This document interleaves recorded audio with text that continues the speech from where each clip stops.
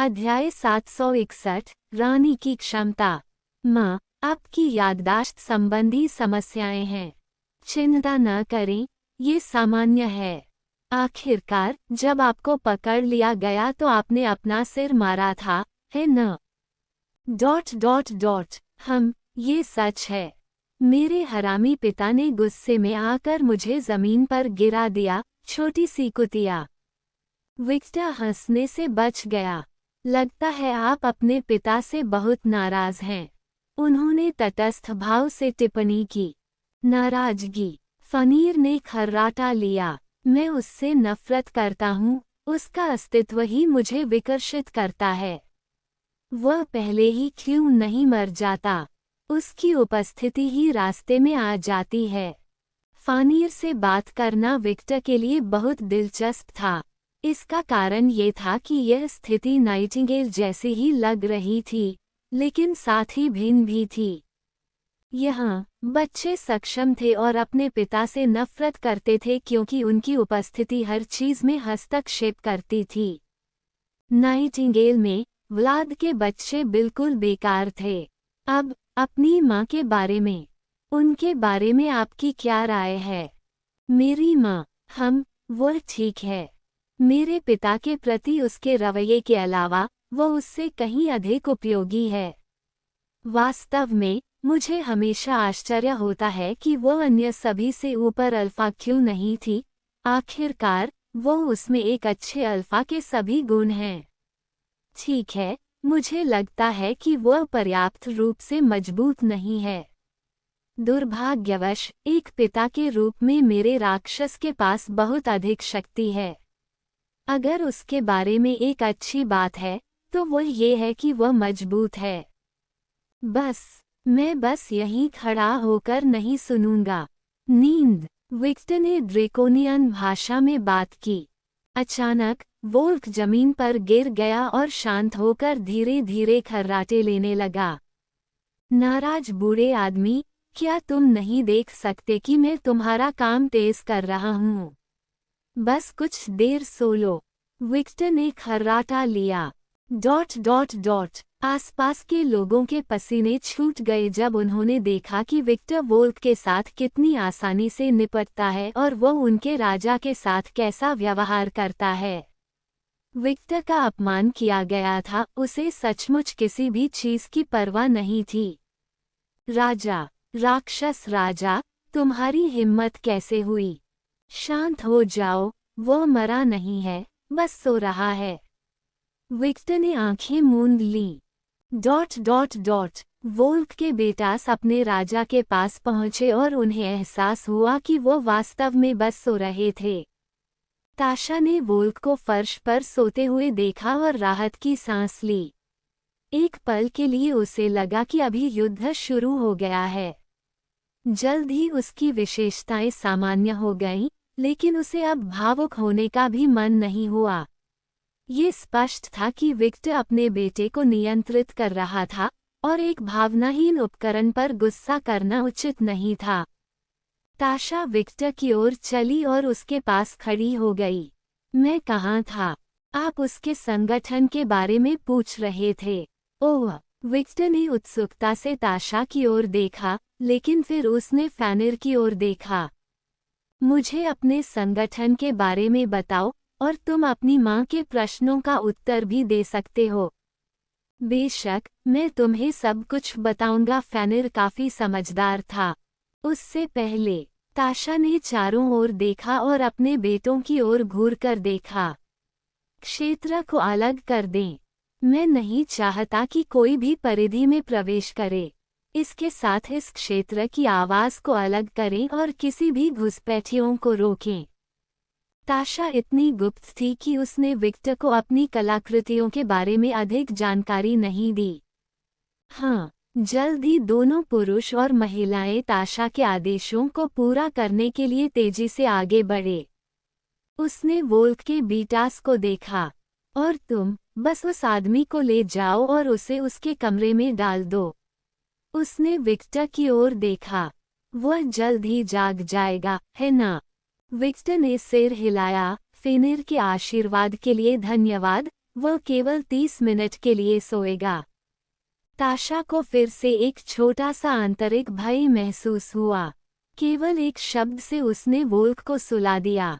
यदि वह सचमुच इस पूरे काउंटी को नष्ट करना चाहता तो ये बहुत आसान होता। यही कारण है कि रून उपयोगकर्ताओं से निपटना मुश्किल है, उसने सोचा। वह जो देख सकती थी, विक्टर रून मास्टर नहीं था। वह अभी भी उन्हें उन देवताओं की तुलना में अल्पविकसित रूप से उपयोग करता था जिन्हें वह जानती थी, लेकिन फिर भी जिस रून का वह उपयोग करता था उसमें बहुत अधिक शक्ति होती थी। वह बोलते समय किस भाषा का प्रयोग करते थे? ताशा ने जो कुछ भी सुना वह अजीब, न पहचानी जाने वाली घुरघुराहट थी।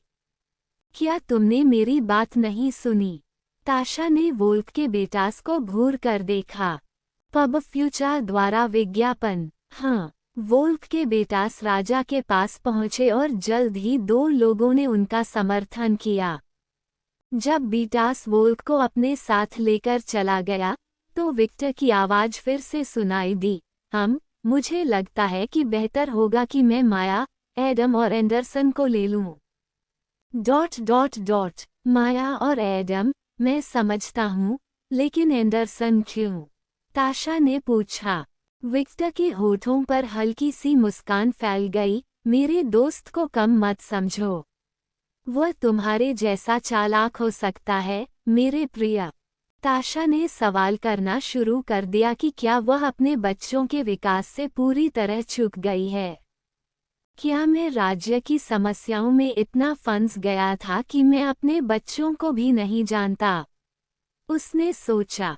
ताशा ने परिचित दुविधाओं को खारिज करने की कोशिश में अपना सिर हिलाया और उन्हें किसी अन्य समय पर हल करने का विकल्प चुना। उसने बेटों की ओर देखा जो उसकी रक्षा के लिए बने हुए थे। आपने उसे सुना। कबीले लाइकोस के कुलमाता, माया, जनरल एडम और दूसरे राजकुमार को भी यहाँ आने के लिए कहें। ताशा ने अतिरिक्त आदेश दिए। ताशा के बेटों ने उत्तर देने से पहले कुछ सेकंड तक विक्टर की ओर देखा। हाँ, उनके पास इस आदमी के साथ अपना अल्फा छोड़ने के अलावा कोई विकल्प नहीं था। आखिरकार, यह उसका आदेश था। ताशा के बेटों के चले जाने के बाद, विक्टर और ताशा को फैनर के साथ प्रभावशाली रूप से अकेले छोड़ दिया। विक्टर ने कहा, वह सब भारतीय है, ताशा... ... ओह, आप किस बारे में पूछताछ नहीं कर रहे हैं? ये तुम्हारा काम है ना? वह फूल सी मुस्कान दी। सही व्यक्ति के लिए सही काम, है ना? यदि ऐसा मामला है, तो दानव राजा के रूप में आपको ये नौकरी बहुत अधिक उपयुक्त मिलनी चाहिए, है ना? मैं झूठ नहीं बोलूँगा और मेरे पास इसके लिए योग्यता नहीं है, लेकिन वह आपका बेटा है ना? ये कहने की जरूरत नहीं है कि आप मुझ पर पूरा भरोसा करते हैं और सही प्रश्न योग्यता की क्षमता रखते हैं। आप अभी भी आश्वस्त हैं। मेरे कॉकपिट में लंबे समय से विवाद चल रहा है। जब शैडो में राजनीति की बात आती है तो आप अलग हैं। होना चाहिए। आखिरकार, प्राचीन मिस्र वर्ष, जहां वह रहता था, ईसा से 2600 पूर्व ईसा मसीह की स्थापना हुई थी। अब जब मैंने इसके बारे में सोचा है, तो एडोनिस केवल 1700 वर्ष पुराना कैसे है? उनकी पौराणिक कथाएं प्राचीन ग्रीक वर्ष में एडोनिस से गायब हो गईं, जो ईसा से 2000 पहले एडोनिस नामक व्यक्ति के रहस्य के बारे में सोचा गया था। वह एकमात्र निष्कर्ष रीच सका कि कहानी में लिखी गई मिथ्या बिल्कुल 100% सही नहीं थी। आखिरकार, वे थे मिथ्या और लोगों ने इतिहास की गलत व्याख्या की। जब विक्टर बकवाद के बारे में सोचा जा रहा था, ताशा ने उसे तटस्थ और साथ ही तीव्र दृष्टि से देखा। विक्टर की बातें उसके मन की शांति की भावना से सुनी। तो ऐसा ही महसूस होता है जब आप महत्वपूर्ण होते हैं। यह आश्चर्यजनक है। उसका चेहरा एक अदृश्य मुस्कान जैसा दिखता था लेकिन जल्द ही गायब हो गया। बस एक रानी की छवि रह गई जो उसके लोगों के रक्षा के लिए सबसे बड़े अत्याचार करने की तैयारी थी। मुझे लगता है कि आपको एक नज़र डालनी चाहिए। फिर आप इस संगठन के संपर्क में कब आए? इफ्तेहा फुल के सवाल जवाब के 10 मिनट चले गए। उन 10 मिनट में ताशा किसी व्यक्ति के दिमाग को अपने वश में करने की विक्टर की क्षमताओं पर आश्चर्यचकित हुए बिना नहीं रह गया। अगर मेरे पास ऐसा होता तो मेरा काम कितना आसान हो जाता। वह ऐसी ही क्षमता की चाहत रखती थी, बिना नहीं रह सकी। आखिरकार उसने अपने शत्रुओं पर आक्रमण करते हुए बहुत समय बर्बाद किया। कभी कभी कोई व्यक्ति से जानकारी प्राप्त करने में वर्षों लग सकते हैं। जब दुश्मन इतने सस्ते हो गए तो ये हमेशा आसान होता था। जबकि ताशा विक्टर की मदद से चमत्कारी था, वह उसकी मदद नहीं कर सका। वह वास्तव में एक सहयोगी के रूप में थी। उसके द्वारा पूछे गए सभी प्रश्नोत्तरी थे और सभी बिंदुओं पर ध्यान दिया गया था जो विक्टर से पूछना चाहता था। विक्टर को समर में स्थिर यथास्थिति पसंद नहीं थी, जबकि सभी ने सोचा था कि वो सभी अल्फाजों में से सबसे ऊपर का अल्फा है। वास्तविकता ये थी कि वह ताशा के साथ जिम्मेदारी साझा की थी, जो शासन करना उस पर अधिक नहीं तो समान ही सक्षम था। वेयरवुल्व्स एक ऐसी जाति थी जो महान पिशाचों की प्रतिद्वंदी थी। उनका अपना ग्रह, विश्व वृक्ष और उद्योग था। उनके निकट एक शक्तिशाली अभिभावक ने भी जो दिस ऑफ थेस डेवलाया को नष्ट कर दिया था। वे शक्तिशाली थे और उन्हें विक्टर सहयोगी के रूप में चाहते थे। इसलिए उन्होंने ताशा का समर्थन करने का निर्णय लिया। विक्टर की दृष्टि में ताशा सभी अल्फाज के ऊपर अल्फा के रूप में शासन करने के लिए स्थिरता थी।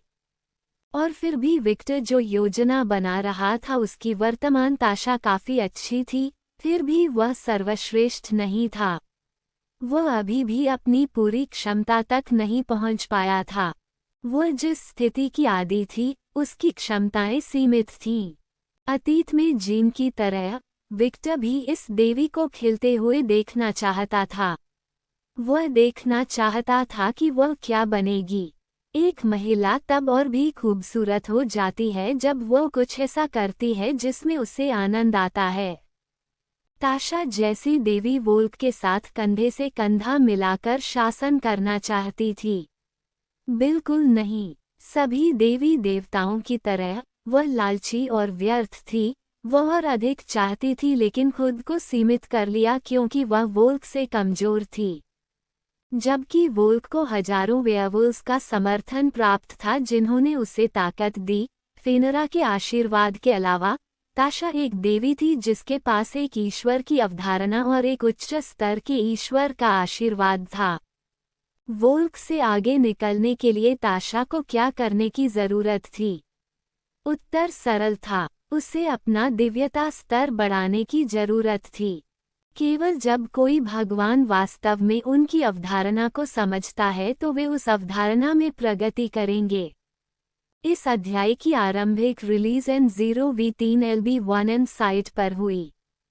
पब फ्यूचर द्वारा विज्ञापन। इसका एक उदाहरण एफ्रोडाइट था, जिसे प्यार के बारे में तब पता चला जब उसने विक्टर से प्यार किया। उस भयावह मुठभेड़ की बदौलत प्रेम की देवी और भी आगे बढ़ गई। अंत में वे फेनिर से बहुत कुछ जानने में सक्षम नहीं थे, क्योंकि एक शक्तिशाली गोपनीयता मंत्र ने सभी सबसे संवेदनशील जानकारी को संरक्षित किया था। लेकिन फेनिर जो खुलासा करने में सक्षम था, उसके साथ उन्होंने न्यू डॉन संगठन की पहेली को एक साथ जोड़ना शुरू कर दिया। जबकि ताशा पहेली को नए सिरे से जोड़ना शुरू कर रही थी, विक्टर, जिसके पास डियाब्लो को आत्मसात करने की अंदरूनी जानकारी थी, उसके दिमाग में पहले से ही पूरी योजना थी। उसी समय एडम, माया और एंडरसन आए। ताशा को तुरंत नए आगंतुकों के बारे में पता चल गया। आप लोग आए, बहुत बढ़िया। विक्टर, तुम यहाँ क्यों हो? एडम ने पूछा। मैं पास ही था और अचानक हुए पावर विस्फोट को देखने आया था। तभी मेरी नज़र वोल्क और ताशा के बीच अहंकार के विवाद पर पड़ी। फैनेर ने मुझसे कुछ बेकार बातें की, इसलिए मैंने इस मामले में शामिल होने का फैसला किया, और अब वह वैसा ही है। ये विक्टर ने उसके पीछे इशारा किया। हर कोई तुरंत समझ गया कि विक्टर किसी तरह फैनेर को नियंत्रित कर रहा था, लेकिन उन्होंने वैम्पायरिक चार्म की संभावना के बारे में नहीं सोचा, क्योंकि संकेत सामान्य वैम्पायरिक चार्म की तरह नहीं थे। वहाँ कुछ बिल्कुल अलग चल रहा था। यह एक गलत कटौती थी, क्योंकि विक्टर अपने वैम्पायरिक चार्म का उपयोग कर रहा था, केवल एफ्रोडाइट के आशीर्वाद और अन्य विकासों के कारण उसका आकर्षण बहुत मजबूत था। ताशा ने अपनी आंखें सिकोड़ लीं। यह अहंकार का विवाद नहीं था, दानव राजा। हाँ, मुझे पता है। वोल्क अपनी महिला को अपने से अधिक सक्षम होने के कारण बर्दाश्त नहीं कर सकता है और इसके बजाय वह उसे अपने साथी के रूप में मानने के बजाय उसे अपने वश में करना चाहता है। इस वजह से, जब चीजें उसके अनुकूल नहीं हुई तो उसने सिसकारी भर दी रास्ता। कुआं। ताशा ने कुछ कहने की कोशिश की लेकिन शब्द नहीं बना सकी। उसने चुपचाप उसकी बातें मान ली क्योंकि वह गलत नहीं था। बेवकूफ, यह मत सोचो कि मेरी इतनी तारीफ करने से तुम्हें मुझसे कुछ मिलेगा। मैं तुम्हारा खेल जानता हूँ, उसने सोचा, लेकिन विक्टर के शब्दों से निकली अदृश्य मुस्कान अभी भी उसके चेहरे पर बनी हुई थी। कितना छोटा आदमी है। इतनी सक्षम पत्नी पाकर खुश होने के बजाय वह नखरे दिखाता है। खैर, मुझे लगता है, ठीक है, माया। मम्मा, ये वेयरवुल्व्स का स्वभाव नहीं है, यह आमतौर पर पुरुषों का स्वभाव है, विक्टर। मेरे कई पति हैं जो शुरू में उसके जैसे ही थे, जिन्होंने ये स्वीकार नहीं किया कि मैं उनसे बेहतर हूँ। अब, वे हैं पूरी तरह से मेरे प्रति समर्पित। वो हल्के से हंसी। अभिमान, ये कितनी बेकार चीज है। कम से कम कुछ मायनों में। विक्टर मुस्कुराया। ताकि मैं आपसे सहमत हो सकूं, माया विक्टर की तरह ही मुस्कुराई। ... एडम और एंडरसन तटस्थ, संदिग्ध आंखों से सब कुछ देखते रहे। भले ही उन्होंने यह न सोचने की कोशिश की कि वह आदमी हर उस महिला को आकर्षित करने की कोशिश कर रहा था जिसे वे देखते थे, ऐसा न सोचना असंभव था। आखिरकार, विक्टर के अस्तित्व ने ही उन्हें ऐसा महसूस कराया। वैसे भी, आपने हमें यहाँ क्यों बुलाया? एडम ने पूछा। ताशा, अगर तुम चाहो तो। मम, यह मुझ पर छोड़ दो। ... इस तात्कालिक आदान प्रदान को देखकर माया ने अपनी आंखें थोड़ी सिकोड़ लीं। वे इतने करीब कब आए? उसने सोचा, उत्सुकता से। ताशा कुछ सेकंड के लिए चुप रही और फिर बोलना शुरू किया। न्यू डॉन, एक संगठन जिसमें कई अलग अलग नस्लें और समुदाय शामिल हैं। ये 7 लोगों की परिषद के नेतृत्व वाला एक समूह है। परिषद का प्रत्येक सदस्य अपनी अपनी जाति का सबसे प्रभावशाली व्यक्ति है। मेरा बेटा उस समूह में दूसरे नंबर पर था, जो प्रतिनिधित्व करता था वेयरवुल्व्स। हालांकि उनकी संख्या 1 से 7 तक है, लेकिन इसका मतलब यह नहीं है कि नंबर 1 का प्रभाव नंबर 7 से अधिक है या इसके विपरीत। शक्ति पिरामिड में हर कोई समान है, संख्या केवल उपलब्ध सीटों का प्रतिनिधित्व करती है। ताशा ने उपस्थित तीनों को वह सब कुछ समझाना शुरू किया जो उसने सीखा था। ... कबीले लाइकोस हवेली, सफ़ेद बाल, नीली आँखों और चॉकलेट से लेकर 10 तक विभिन्न त्वचा टोन वाले पुरुषों और महिलाओं के एक समूह को देखकर लियोना को इस घर में थोड़ा अजीब महसूस हुआ। आखिरकार, वह सबसे गोरी त्वचा वाली महिला थी। ठीक है, जब मैं एक वेयरवुल्फ के रूप में जागा तो मेरी उपस्थिति में सुधार हुआ, इसलिए अब मैं एक पिशाच की तरह नहीं दिखता। वर्तमान में, लियोना बटलर की पोशाक पहने एक लंबे, मध्यम आयु वर्ग के दिखने वाले व्यक्ति के साथ अपने कबीले का दौरा कर रही थी। उसने जो सुना था उसके अनुसार वो विक्टर का परिचित द गार्जियन ऑफ रॉक्सन एक गोरिल्ला था, जो वास्तव में गोरिल्ला नहीं था और हाल ही में एक अधिक मानवीय रूप में परिवर्तित हो गया था। हाँ, ये समझना कठिन था, लेकिन वो उसे एक पूर्व गोरिल्ला के रूप में सोचकर संतुष्ट थी। लेडी लियोना, ये कुछ भी नहीं है, बिग गाय। चलो चलते रहें। ठीक है, मुझे ये अजीब शक्लें पसंद नहीं हैं। नतालिया ने नाराजगी के साथ टिप्पणी की। उन्हें नजरअंदाज करो, लियोना ने खर्राटा लिया। अपना ध्यान रखें। वैसे ही वे आपके परिवार हैं, फिर भी वे आपके लिए अजनबी हैं, कागुया ने कहा। बेशक, विक्टर लियोना इस जगह पर अकेले नहीं आएगी, हालांकि वह अपने कबीले का घर ही क्यों नहीं है। इसलिए रॉक्सन को सभी नौकरानियों को उस समय लियोना के साथ छोड़ देना चाहिए। वे मेरा परिवार नहीं हैं। मेरा परिवार विक्टर, मेरी बहनें, मेरे पिता और मेरा भाई है। लियोना इन अजनबियों को परिवार से मना कर दिया, भले ही वे खून से संबंधित हों। आखिरकार उनके लिए उनका कोई मतलब नहीं था। हालांकि भले ही उसकी परवाह नहीं थी, फिर भी लियोना को उसकी मूल की परवाह नहीं थी। वो अपने कुल और विद्वानों के बारे में और अधिक जानता था, इसलिए वह यहाँ था। अध्याय 762। उसकी उपस्थिति सब कुछ बदल देती है।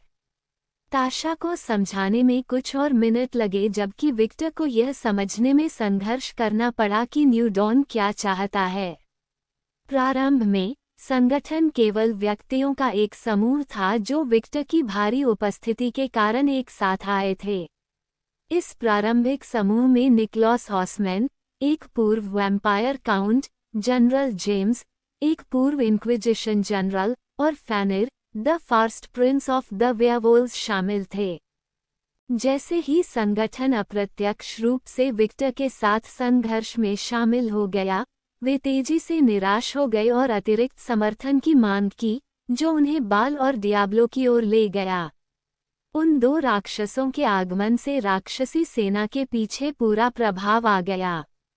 डियाब्लो ने एक नया पैंथियन बनाने की योजना बनाई थी, जो पूरी तरह से सेवन हेल्स के इन्फर्नल बीइंग्स से बना था।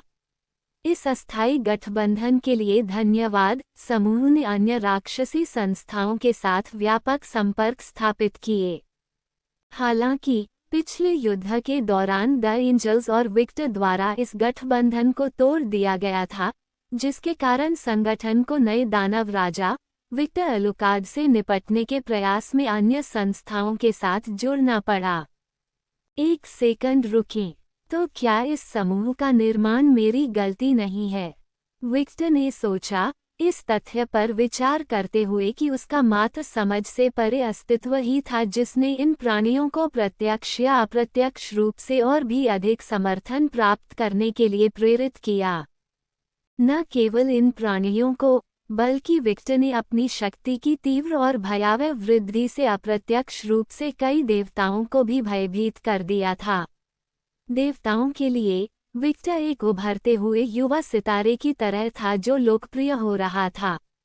सबसे पहले वे विक्टर के युवा और अहंकारी व्यवहार से चकित थे, लेकिन कुछ साल बाद जागने पर उन्हें एहसास हुआ कि यह लड़का इतना मजबूत हो गया है कि उनके पैंथियन को पूरी तरह से धमकी दे सकता है। विक्टर का विकास बहुत तेज था। वह एकमात्र नवोदित पूर्वज से एक पूरी तरह से परिपक्व दानव राजा के खिलाफ लड़ने के लिए चला गया। उनके जैसा प्रतिभाशाली व्यक्ति किसी भी अलौकिक प्राणी में भय पैदा कर सकता है, चाहे वह ईश्वर हो या नश्वर। इस रसातल अस्तित्व का सामना करते हुए पैंथियनों ने कुछ ऐसा करना शुरू कर दिया जो उन्होंने यथास्थिति के कारण पहले कभी नहीं किया था। उन्होंने अन्य पैंथियनों या समूहों के साथ गठबंधन की तलाश शुरू कर दी। न केवल पृथ्वी के देवता बल्कि कोकिला के बुजुर्ग देवताओं जैसे विदेशी देवताओं को भी शामिल किया जाना चाहिए। उनके लिए मैं व्लाद के एक उन्नत संस्करण की तरह हूँ जिसे किसी भी कीमत पर खत्म करने की जरूरत है, विक्टर ने सोचा, ये जानते हुए कि उसका अस्तित्व दुनिया भर के विभिन्न समूहों का ध्यान आकर्षित कर रहा था। विश्व की स्थिति के बारे में प्रत्येक नई खोज के साथ विक्टर की सहयोगियों की तलाश करने और अपना स्वयं का डोमेन बनाने की प्रेरणा बढ़ती गई। ये स्पष्ट था कि उनका अस्तित्व दुनिया भर के अनगिनत गुटों की रुचि जगा रहा था। चमकता सितारा होने के अपने नुकसान भी थे, लेकिन क्या विक्टर को इसकी परवाह थी? बिल्कुल नहीं। वो कभी भी चुनौती से पीछे नहीं हटेगा। वो वही करेगा जो वह हमेशा करता था, तैयारी करना, मजबूत होना और अधिक सहयोगी बनाना। विक्टर ने शुरू से ही अपनी शक्ति को कभी नहीं छुपाया। उसे ऐसा क्यों करना चाहिए? वह शापित पूर्वज, स्कैथर का शिष्य और स्वभाव से एक आकर्षक व्यक्ति था। वह जो भी करता वह भव्य तरीके से करता। वह विक्टर की शैली थी। इस रवैये के साथ वह ध्यान आकर्षित करेगा, चाहे वह चाहे या न चाहे। इसलिए वो नियति में उसके लिए जो कुछ भी लिखा था उसका सामना करने के लिए तैयार था। ... यह मूर्ख, माया ने हताशा में भौहें सिकोड़ ली। उसे विश्वास नहीं हो रहा था कि पहला राजकुमार इतना भोला हो सकता है। क्या वह वास्तव में आपका बेटा है, ताशा? उस बुद्धिमान व्यक्ति का क्या हुआ जिसके बारे में आप बात करते थे? माया ने स्थिति से हैरान होकर पूछा। ताशा ने जटिल भाव से अपने बेटे को देखते हुए आह भरी, दुर्भाग्य से मुझे आपसे सहमत होना पड़ा। ऐसा लगता है कि जल्दबाजी और लालच सबसे चतुर लोगों में से एक को भी मूर्ख बना सकता है। ... शायद उसके साथ भी छेड़छाड़ की गई है, एडम ने सुझाव दिया। ताशा और माया ने एडम की ओर देखा। तुम्हारा क्या मतलब है, मेरे बेटे?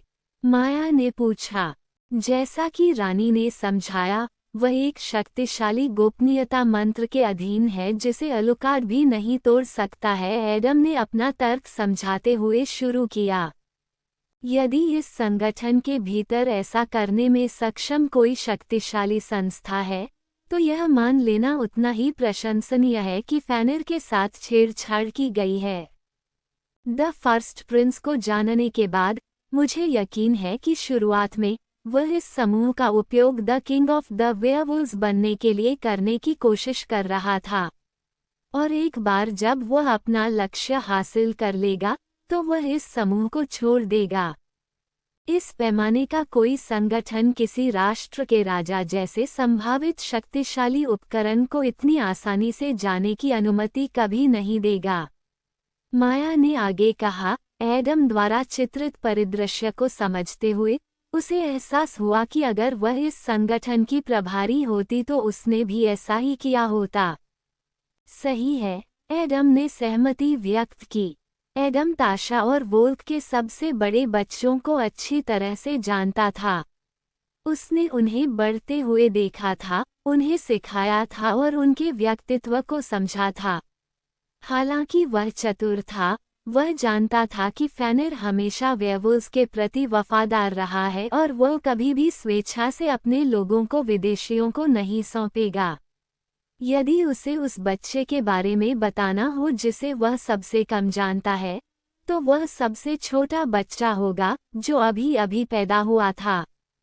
किसने कहा कि मैं गोपनीयता मंत्र को नहीं तोड़ सकता? अचानक विक्टर की आवाज कमरे में गूंज उठी। वेयरवुल्व्स के समूह ने दानव राजा को तटस्थ लेकिन थकी हुई निगाहों से देखा। क्या ऐसा कुछ है जो यह आदमी नहीं कर सकता? क्या वह बहुत अक्षम नहीं है? क्या ऐसे अनुभव की स्वामित्व दी जानी चाहिए? एडम को आश्चर्य हुआ, आपके प्रतिमान के बकरने से आश्चर्यचकित कर देने वाला। आखिरकार विक्टर का एक्साइटमेंट बस स्टार वाला था। कुछ ऐसी चीजें होनी चाहिए जो वह नहीं कर सकता, है ना? यदि वह विक्टर एडम के विचारों को सुन सकता है, तो निश्चित रूप से उसे शांत कर देता है और आराम करने के लिए उसे कैमोमाइल चाय पीने की सलाह देता है, क्योंकि वह सर्वशक्तिमान नहीं था। उसकी ताकत की सीमाएं, और इसलिए वह अपने साथियों पर भरोसा करता था। आप जादू टोना कर सकते हैं। आपने अभी तक ऐसा क्यों नहीं किया? एंडरसन ने पूछा। ताशा के सम्मान में, विक्टर ने उत्तर दिया। ... अचानक अपना नाम चकित ताशा आश्चर्यचकित रह गया। विक्टर ने अपने परस्पर विरोधी ताशा की ओर से कहा, अगर जादू का जादू टूटना है तो मुझे फनीर को पीटना होगा। विक्टर की बात सुनकर हैरान ताशा के शरीर में झुरझुरी दौड़ गई। और इसके बावजूद कि आप कौन हैं, मुझे पता है कि आप अपने बेटे को नहीं मारेंगे। आप उसे उसकी मूर्खतापूर्ण कृतियों के लिए इस तरह से पीड़ित करेंगे कि वो मरना चाहती थी, लेकिन आप उसे कभी नहीं मारेंगे। मैं ऐसी ही हूँ। किसी भी अनुमान का उल्लेख नहीं किया गया, विक्टर ने कहा। माया, एडम और एंडरसन ने उन दोनों को अपने चेहरे पर संदेह की दृष्टि से देखा। विक्टर क्वीन के इतने करीब कैसे आए और क्या वह इतनी अच्छी तरह समझ सके? जब ताशा ने विक्टर की आंखों में देखा तो उसे अजीब सा महसूस हुआ।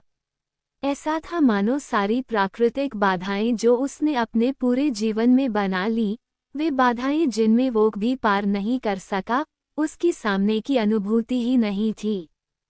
उन कठोर आंखों के नीचे वह पूरी तरह से असुरक्षित महसूस कर रही थी। यह एक सैद्धांतिक रहस्य है, लेकिन भाव है। ये जानते हुए भी कि कोई उसे एक नज़र में समझ सकता है और समझ सकता है, उसके अंदर एक खट्टी मीठी अनुभूति हुई है। पब फ्यूचर द्वारा विज्ञापन। उस समय रानी ने अपने भावों को बनाए रखने के लिए कड़ा संघर्ष किया, एक ऐसा कौशल जिसे उन्होंने जीवन भर नया रूप दिया था। अचानक विक्टर ने अपनी दृष्टि ताशा से हटा ली और बाहर की ओर मुड़ गई। आप कहाँ जा रहे हैं? ताशा अनाम में प्लांट से खुद को नहीं रोका गया। एक पल के लिए जब उसने विक्टर को पलटते देखा तो उसे थोड़ी बेचैनी महसूस हुई। विक्टर ने ग्रुप की ओर से लाइट सी मस्क के साथ देखते हुए कहा, हमारा काम हो गया। अब से यह आपका काम है। तो मैं अपनी पॉइंट का आनंद उठाऊंगी। वे भूल गए थे कि अलुकाडिस देश में छुट्टियां के लिए आया था। विक्टर ने ग्रुप को अपना समर्थन देते हुए कहा, अगर आपको मेरी मदद की ज़रूरत है, तो आपको पता है कि मेरे लिए कौन सा रास्ता है। माया अचानक अपनी स्थिति से बाहर और बोली, 1 मिनट रुको। विक्टर की ओर से दौड़ और उसके साथ साथ दौड़ लगी। यह क्या है?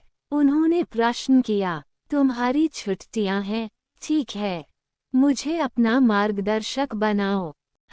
आप चार्ज गए हैं, है ना? हाँ, बिल्कुल। ईमानदार प्रतिक्रिया से विक्टर भर के लिए हतप्रभ रह गया, लेकिन जल्द ही वह दोस्ती से मुस्कुराया। तो फिर मेरी मार्गदर्शक बनो, माया। जरूर, चलो। मैं एक ऐसी जगह जानता हूँ जो अद्भुत भोजनालय है। मैं आपको पहले ही बता चुका हूँ कि मैं सिर्फ खून और पानी का सेवन कर सकता हूँ। पिशाच होना अफसोस की बात है। मैं इस मामले में विशिष्ट रूप से आपसे सहमत हूँ। माया की ओर ताशा की तीव्र दृष्टि इतनी मर्मज्ञ थी कि एडम कसम खा सकता था कि रानी उसकी मां के शरीर को छेदना चाहती थी। एडम मूर्ख नहीं था, वह पंक्तियों के बीच में पढ़ सकता था। भले ही विक्टर कुछ नहीं कर रहा था, उसकी उपस्थिति मात्र एक खतरनाक हथियार थी। माया और ताशा जिस तरह से व्यवहार कर रहे थे वह पर्याप्त सबूत था। जहां तक उसे याद है, ताशा ने कभी किसी दूसरे आदमी में इतनी दिलचस्पी नहीं दिखाई थी जितनी अब दिखाए। संकेत इतने स्पष्ट थे कि उन्हें नज़रअंदाज नहीं किया जा सकता था। माया जिस तरह से व्यवहार कर रही थी वह स्वाभाविक था, वह हमेशा से ऐसी ही थी। लेकिन एडम ने कभी अपनी मां को इतने लंबे समय तक किसी में इतनी दिलचस्पी दिखाते नहीं देखा था। यहाँ तक कि उसके माता पिता भी अंततः उसे भूल जाएंगे। उन्हें केवल तभी याद किया जाएगा जब वह निराश होगी या पुराने दिनों को याद कर रही होगी। एडम ने अंदर ही अंदर आह भरी। मुझे लगता है आपको एक नज़र डालनी चाहिए। यह अच्छी बात है कि मेरी कोई पत्नियां नहीं हैं। वह इस विशेष तथ्य से प्रसन्न हुआ। अगर उसकी पत्नी विक्टर की ओर इस तरह देखती तो उसे समझ नहीं आता कि वह इसे कैसे संभाले। हाँ, मैं उसे अपनी पत्नी से दूर रखूंगा, एंडरसन ने सहमति व्यक्त की। जब भी वह विक्टर को एक अलग महिला के साथ बातचीत करते देखता तो उसे असुविधा महसूस होती, जैसे कि वह हरी टोपी पहनने वाला हो। ये उसकी पुरुष प्रवृत्ति थी जो उसे चेतावनी दे रही थी, उसे हरी टोपी पहनने से रोकने की पूरी कोशिश कर रही थी और एक अच्छे वेयरवुल्फ के रूप में जो अपनी प्रवृत्ति का पालन करता था, वह उनका पालन करता था। ... फैनर अचानक विक्टर के आकर्षण से जाग गया, भ्रमित होकर इधर उधर देखने लगा। मैं बर्फ में क्यों फंस गया हूँ? तुम मूर्ख हो, एंडरसन ने अपने भाई पर व्यंग्य किया और साथ ही जाने के लिए मुड़ा। उसे कुछ बातों का ध्यान रखना था। मुझे आशा है कि मेरे गुट में कोई गद्दार नहीं होगा। एंडरसन ने खतरनाक ढंग से अपनी आंखें सिकोड़ लीं। क्या? ताशा ने पूछा जब उसने एडम की नज़र पर ध्यान दिया। मेरी रानी, क्या तुम्हें मेरी मदद की ज़रूरत है? एडम ने आदरपूर्वक पूछा। ताशा बोलने से पहले थोड़ी देर चुप रही। जाओ, एडम, अगर तुम्हारी ज़रूरत होगी तो मैं तुम्हें बुला लूंगी। अच्छे से। जैसे ही एडम जाने के लिए मुड़ा, ताशा ने अपने बेटों को आदेश देना शुरू कर दिया। इस मूर्ख को कालकोठरी में ले जाओ। मुझे उन सभी के नाम चाहिए जिनके साथ उसने अतीत में बातचीत की है। हाँ, और कोई उस वाम को ले आओ। ताशा ने बोलना बंद कर दिया जब उसे एहसास हुआ कि वह क्या कहने जा रही है। कोई बात नहीं, जैसा मैंने कहा था वैसा ही करो। हाँ। पब फ्यूचर द्वारा विज्ञापन ... नतालिया ने टिप्पणी की, हम किसी कारण से ऐसा लगता है जैसे मैं स्नो कबीले में हूँ, लेकिन हवा में स्टोइक वैम्पायर के बजाय गीले कुत्ते की गंध है। अब जब आपने इसका उल्लेख किया है, तो हमारे कुलों में काफी समान विशेषताएं हैं, है ना? लियोना सहमत हो गई। नतालिया ने विशेष रूप से लियोना के स्तनों को देखते हुए कहा, सबसे अधिक ध्यान देने योग्य अंतर आंखों का रंग, त्वचा का रंग और स्तन का आकार होगा। लियोना ने अपने ऊपरी शरीर को ढक लिया। इससे आपका क्या मतलब है? हुआ। देखा, यहाँ तक कि अपराधी स्वर भी वही है। क्या आप निश्चित हैं कि आप स्नो कबीले की कमीने बेटी नहीं हैं? मैं कोई पिशाच नहीं हूँ। हम लाइकोस कबीले की सभी महिलाओं का शरीर पतला और अधिक पुष्ट है। मुझे लगता है कि यह एक आनुवंशिक चीज है, कागुया ने टिप्पणी की। ये समझ आता है। आखिरकार एग्नेस के विपरीत माया बहुत मिल्फ जैसी नहीं लगती है, मारिया ने समझाया। क्या आप कृपया यहाँ उस अश्लील शब्द का उपयोग नहीं कर सकते? ईव ने मारिया से बात की। बस उसे मात्र सत्ताक कहें, जैसा कि आप माया के साथ करते हैं। पतित मारिया मत बनो, ब्रूना ने तिरस्कारपूर्वक प्रहार किया। चुप रहो, ब्रूना, तुम विकृत नन हो, मारिया बोली। क्या? मैं विकृत नहीं हूँ। अपने कामुक शरीर को देखते हुए ऐसा कहें। क्या आप निश्चित हैं कि आप सक्कुबस नहीं हैं? क्या? मेरे स्तनों पर मत मारो। क्या आप सभी एक पल के लिए शांत हो सकते हैं? लियोना ने अपने सिर पर हाथ रखा क्योंकि उसने कई महिलाओं को अपने मन में बात करते हुए सुना। एक पल के लिए वह समझ सकती थी कि डेडपूल को कैसा महसूस हुआ जब उसने अपने सिर में कई आवाजें सुनी। कोई आश्चर्य नहीं कि वह और भी अधिक पागल हो गया, लियोना ने सोचा। कुछ और मिनटों तक चलने के बाद लियोना अचानक रुक गई और निराशा से जमीन पर गिर पड़ी। यह इतनी बड़ी जगह क्यों है? इस अध्याय की शुरुआत की उत्पत्ति का पता N0BJN से लगाया जा सकता है। कितना अपमानजनक है तुम्हारे घर के बारे में ऐसी बात करना। लियोना, नतालिया और बिग गाई ने अपना सिर घुमाया और एक लंबी महिला को देखा जिसके छोटे बाल थे जो बर्फ की तरह सफ़ेद थे और पन्ना हरी आंखें थीं। महिला ने एक छोटी काली जैकेट पहनी थी जो मुश्किल से उसके स्तनों को ढक रही थी, जिससे एक आकर्षक क्लीवेज दिख रहा था। उसकी बाहें खुली हुई थीं और उसने ऊंची एड़ी के जूते के साथ तंग काली पैंट पहनी हुई थी। ये स्पष्ट था कि उनकी शैली लियोना की दादी से काफी प्रभावित थी। निर्विवाद प्रमाण उसके पेट में था, जो पूरी तरह से परिभाषित सिक्स पैक एब्स प्रदर्शित करता था, जो एक सुडौल शरीर प्राप्त करने में उसके मेहनती प्रयास का प्रमाण था। पेट की प्रत्येक मांसपेशी तेज और रेखांकित थी, जो उसके पेट पर सटीक रेखाएं खींचती थी, जो उसके व्यायाम दिनचर्या के प्रति उसके अनुशासन और समर्पण को दर्शाती थी। उसके शरीर के हर मोड़ और रूपरेखा ने ताकत और सुंदरता के बीच एक आदर्श संतुलन दिखाया, क्योंकि उसकी मांसपेशियां उसकी हल्की कांस्य त्वचा के नीचे उभरी हुई थीं, जो उसकी अविश्वसनीय शारीरिक फिटनेस का प्रदर्शन कर रही थीं। महिला के पीछे 3 पुरुष खड़े थे, जो स्पष्ट रूप से लाइकोस कबीले के सदस्य थे, जिसका अर्थ है कि वे लियोना के परिवार थे। और आप कौन है? मेरी कितनी अशिष्टता है। मैं अपनी भतीजियों को अपना परिचय देना भूल गई। वह मोहक और धीरे से मुस्कुराए। मेरा नाम बेलाट्रिक्स लाइकोस है, लेकिन आप मुझे बेला कह सकते हैं। ... तो आप मुझ पर क्रूसियस अभिशाप डालने और मेरे दर्द के भावों का आनंद लेने की योजना बना रहे हैं, समझ गए? लियोना। नतालिया ने लियोना की बांह पर चुटकी ली। आउच आउच, रुको, दर्द हो रहा है। बेला ने बस उलझन में लियोना को देखा। बुरा मत मानना, ये सिर्फ एक आंतरिक मजाक है, लियोना ने कहा, क्योंकि वह अंदर ही अंदर उन असंस्कृत लोगों के बारे में बड़बड़ा रही थी जो संस्कृति के बारे में कुछ भी नहीं समझते हैं। बेला ने मूल्यांकन करने वाली दृष्टि से लियोना को देखा, स्पष्ट रूप से देखा कि नवजात शिशु में एक अजीब तरह का हास्य था। वैसे भी, मेरे पीछे इन लोगों का परिचय का विवरण है। डेरावने फेस वाला सबसे बुजुर्ग इवान लाइकोस है। वह मेरा भाई, मेरा पति और आपका चाचा है। नमस्ते। नमस्ते, लियोना ने जवाब दिया जैसे उसका दिमाग बंद हो गया हो।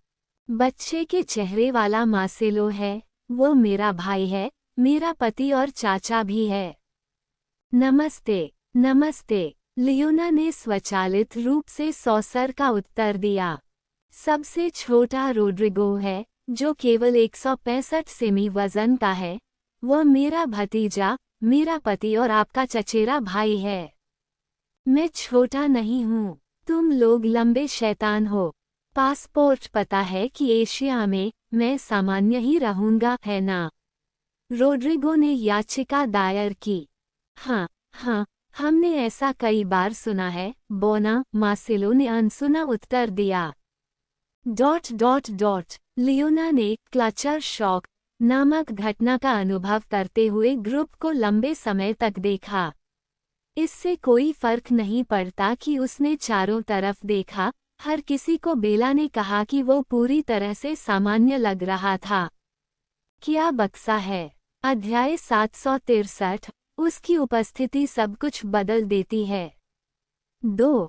लियोना ने कल्चर शॉक नामक घटना का अनुभव लंबे समय तक ग्रुप को देखा। इससे कोई फर्क नहीं पड़ता कि वह इधर उधर भटक रही थी, सभी ने बेला से कहा कि वह बिल्कुल सामान्य लग रही थी। क्या बक्सा है? उन चारों को सदन में पूरी तरह से धीरे धीरे बातचीत करते हुए देखते हुए, जब वे स्वर में चिल्ला रहे थे, लियोना ने निर्णय लिया, हाँ, मैं बाहर हूँ। वो एक राजकुमारी की तरह नतालिया को अपनी बारात में उठाती और दौड़ती हुई ऐसे लगी जैसे उसका जीवन वैसा ही पर असंतुलित हो। क्या? लियोना की अचानक हुई तस्वीर से नतालिया आश्चर्य से चिल्लाने लगी। हम, आपका दिन शुभ हो। अधेड़ उम्र के बटलर ने लियोना का पीछा करना शुरू कर दिया। बेला, रोड्रिगो और मार्सेलो ने इसे देखा। क्या मैंने कुछ गलत कहा? रोड्रिगो ने उत्तर दिया, मुझे नहीं लगता कि आपने कुछ गलत कहा है। क्या उसे श्रौच करने की बर्बादी थी? मार्सेलो ने पूछा। शायद, बेला ने उलझन में उत्तर दिया। इवान ने दिखाया चेहरा और बोला, तुमने उसे डरा दिया, बेला। आपका क्या मतलब है, इवान? याद रखें, वो इंसानों के बीच पली बड़ी है और हमारे रिश्ते इंसानों के लिए बिल्कुल सामान्य नहीं है। लेकिन वो इंसान नहीं है, वो एक वेयरवुल्फ है ना? इवान ने उपहास करते हुए कहा, हमारे मूर्ख भाई को ऐसा लगा जिसने सोचा था कि मानव दुनिया में एक अल्फा वेयरवुल्फ को एक अच्छा विचार होगा। ये जटिल होने वाला है, बेला ने बड़बड़ाते हुए कहा। क्या हमें उसके करीबी जाने की याद आती है? रोड्रिगो ने पूछा। बेशक, वो एलिजाबेथ है, कुलमाता ने स्वयं उसका नाम रखा है। यदि हम भविष्य में एक अच्छी स्थिति चाहते हैं, तो उसके साथ रहना आवश्यक है। एक कारण ये था कि एलिजाबेथ हवेली के अंदर जो खुरदरापन था, जबकि बाकी सभी लोग उससे केवल दूर से ही देख सकते थे। शक्ति और प्रभाव, वह न केवल दानव राजा की प्रेमिका थी, एक ऐसी शख्सियत थी जिसने अपनी उपस्थिति से दुनिया को हिलाकर रख दिया था, बल्कि वह वुल्फ कबीले के जनरल की बेटी भी थी। इसके अलावा, लियोना वह महिला थी जिसका नाम सीधे लाइकोस कबीले की कुलमाता ने रखा था। उसकी अनोखी स्थिति ने लियोना को उसके अन्य रिश्तेदारों की तुलना में बिल्कुल अलग स्तर पर खड़ा कर दिया। उस स्थिति में, आपको हमारे बिना अकेले ही संपर्क करना चाहिए, इवान ने सुझाव दिया। क्यों? उसकी उल्लेखनीय पिछली प्रतिक्रिया के आधार पर, यदि हम आपकी कंपनी में उनसे संपर्क करते हैं, तो वह किसी भी संपर्क से बचकर प्रतिक्रिया करने की संभावना रखते हैं। उनकी उल्लेखनीय पिछली प्रतिक्रिया के आधार पर, इस प्रकार किसी भी तरह से बातचीत से बचना होगा। बेला ने बड़बड़ाते हुए कहा, जब तुम ऐसी बातें करते हो, तो मुझे ऐसा लगता है जैसे तुम मुझसे मूर्खतापूर्ण बातें कर रहे हो। इवान ने तटस्थ भाव से उत्तर दिया, यदि आपको ऐसा लगता है तो क्षमा करें, मैं सामान्यतः इसी तरह बोलता हूँ। हाँ, मुझे पता है, बेला ने आह भरी। अगली बार, मैं उससे अकेले ही संपर्क करूँगा। ठीक है, बस जल्दी करो, उसकी यहाँ उपस्थिति अन्य सभी बहनों को परेशान कर देगी। हम पीछे नहीं रह सकते। मुझे पता है। बेला ने अपना पैर जमीन पर पटका और छलांग लगाकर वहां से गायब हो गई। तो तुम लोग उसके बारे में क्या सोचते हो? इवान ने पूछा। उससे जोंक जैसी गंध आ रही है, दोनों ने घृणित भावों के साथ एक साथ जवाब दिया। ये वह नहीं है जिसके बारे में मैं बात कर रहा हूँ। इवान ने आह भरी। वह मजबूत है। बेला से भी ज्यादा मजबूत, मार्सेलो ने उत्तर दिया। तो आपने ध्यान दिया, इवान ने कहा। ऐसा इसलिए होगा क्योंकि वह एलिजाबेथ है, रोड्रिगो ने अनुमान लगाया। शायद, लेकिन हमें उस आदमी को नज़रअंदाज नहीं करना चाहिए जिसके साथ वह जुड़ी हुई है, इवान ने बताया। अत्याचार का दानव राजा, मार्सेलो ने कहा। हाँ, अपने संसाधनों के साथ, एक वेयरवुल्फ को कम समय में बेला से अधिक मजबूत बनने के लिए प्रशिक्षित करना असंभव नहीं होगा, इवान ने समझाया। वह भाग्यशाली है। न केवल वह मातृसत्ता के ध्यान से पैदा हुई थी, बल्कि उसे एक जनरल के रूप में एक प्रसिद्ध पिता होने का भी लाभ मिला है, और उसका प्रेमी इस युग का सबसे डरावना और राक्षसी आदमी है। रोड्रिगो बड़बड़ाया। आपको ईर्ष्या के इन दौरों को रोकने की जरूरत है, यह अस्वस्थ है। इवान ने इशारा किया। हाँ, मुझे पता है, आप ऐसा पहले भी कई बार कह चुके हैं, इवान ने कहा, और मैं इसे तब तक दोहराता रहूंगा जब तक यह आपके मूर्खतापूर्ण दिमाग में नहीं बैठ जाता। एक हरे भरे बगीचे के सामने रुककर, जहां एक बड़े पेड़ से सूरज की रोशनी आ रही थी, लियोना ने नतालिया को जमीन पर लिटा दिया। पब फ्यूचर द्वारा विज्ञापन। मुझे लगता है मैं उल्टी कर दूंगी, नतालिया ने बड़बड़ाते हुए कहा।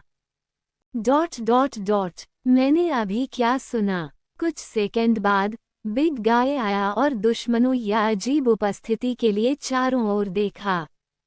कागुया लियोना की छाया से उभरी। आप इस खबर पर बहुत तीव्र प्रतिक्रिया दे रही हैं, लियोना। ऐसा नहीं है कि आप नहीं जानती थी कि अलौकिक दुनिया में इस तरह की चीजें काफी आम हैं। मेरा मतलब है, बस देवताओं को देखो।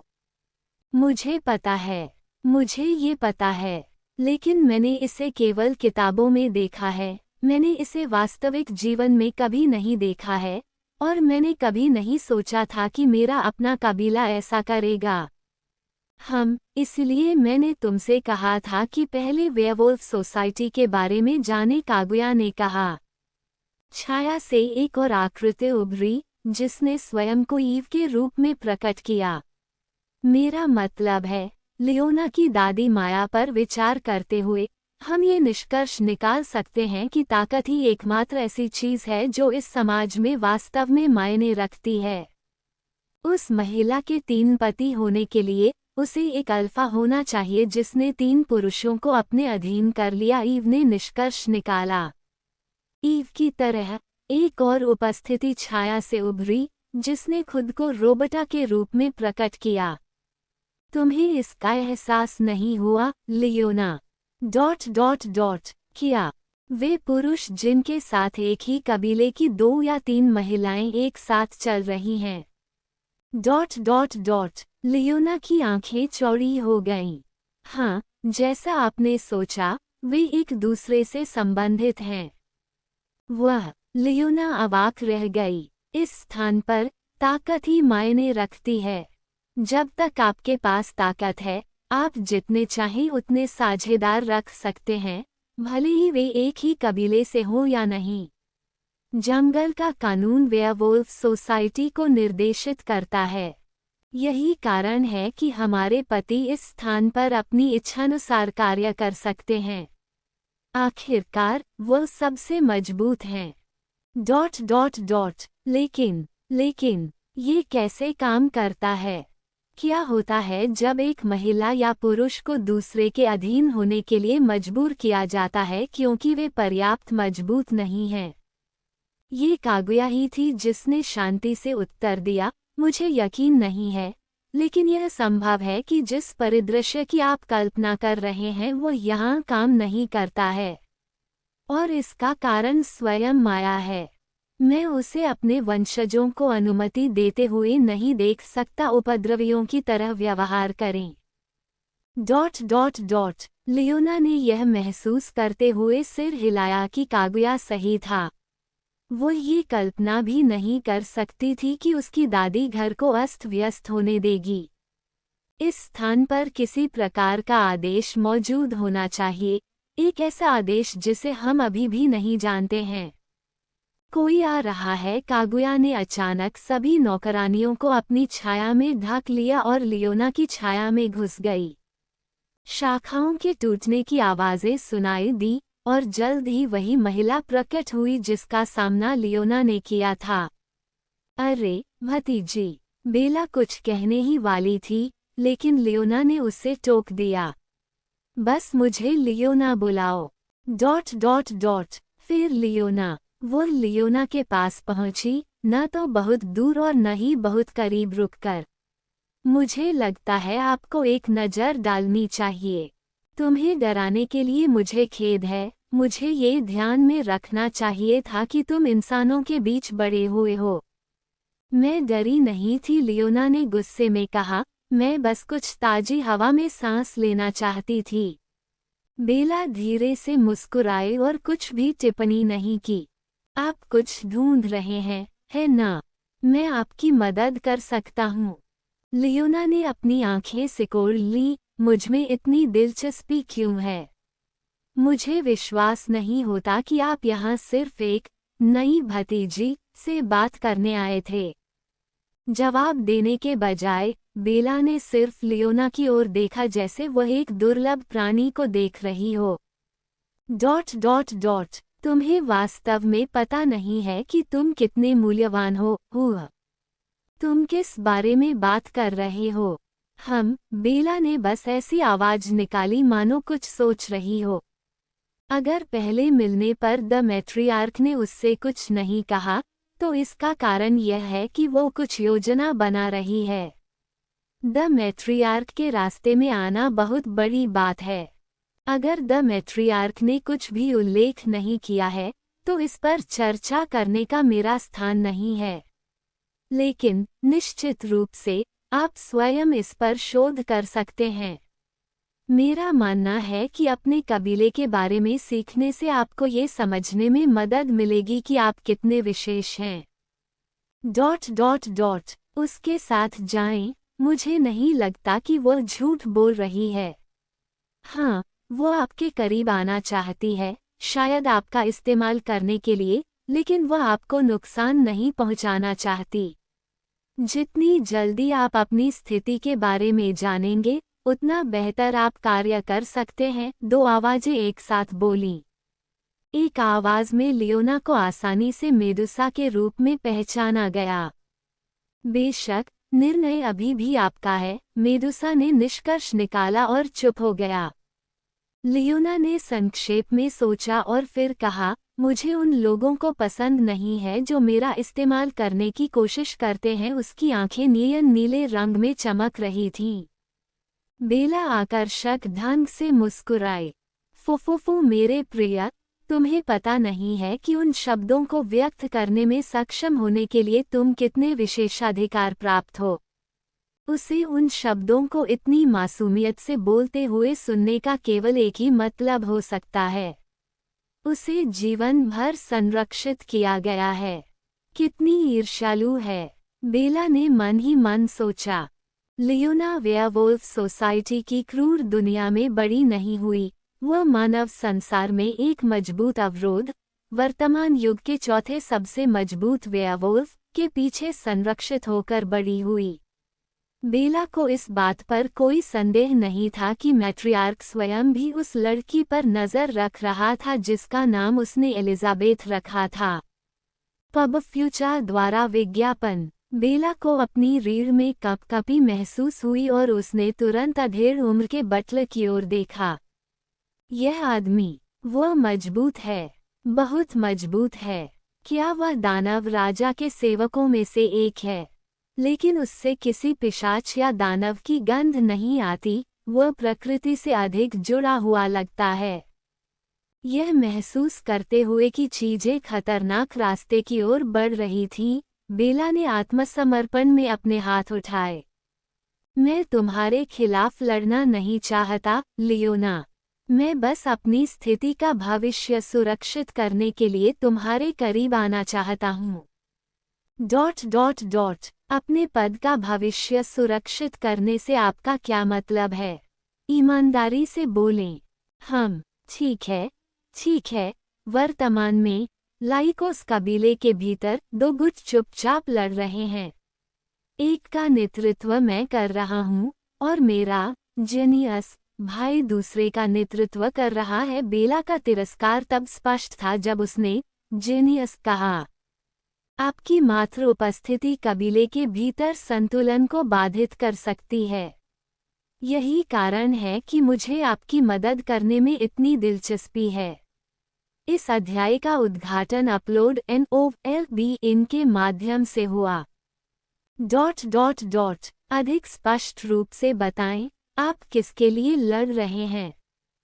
और क्या, निश्चित रूप से कबीले के नेतृत्व के लिए।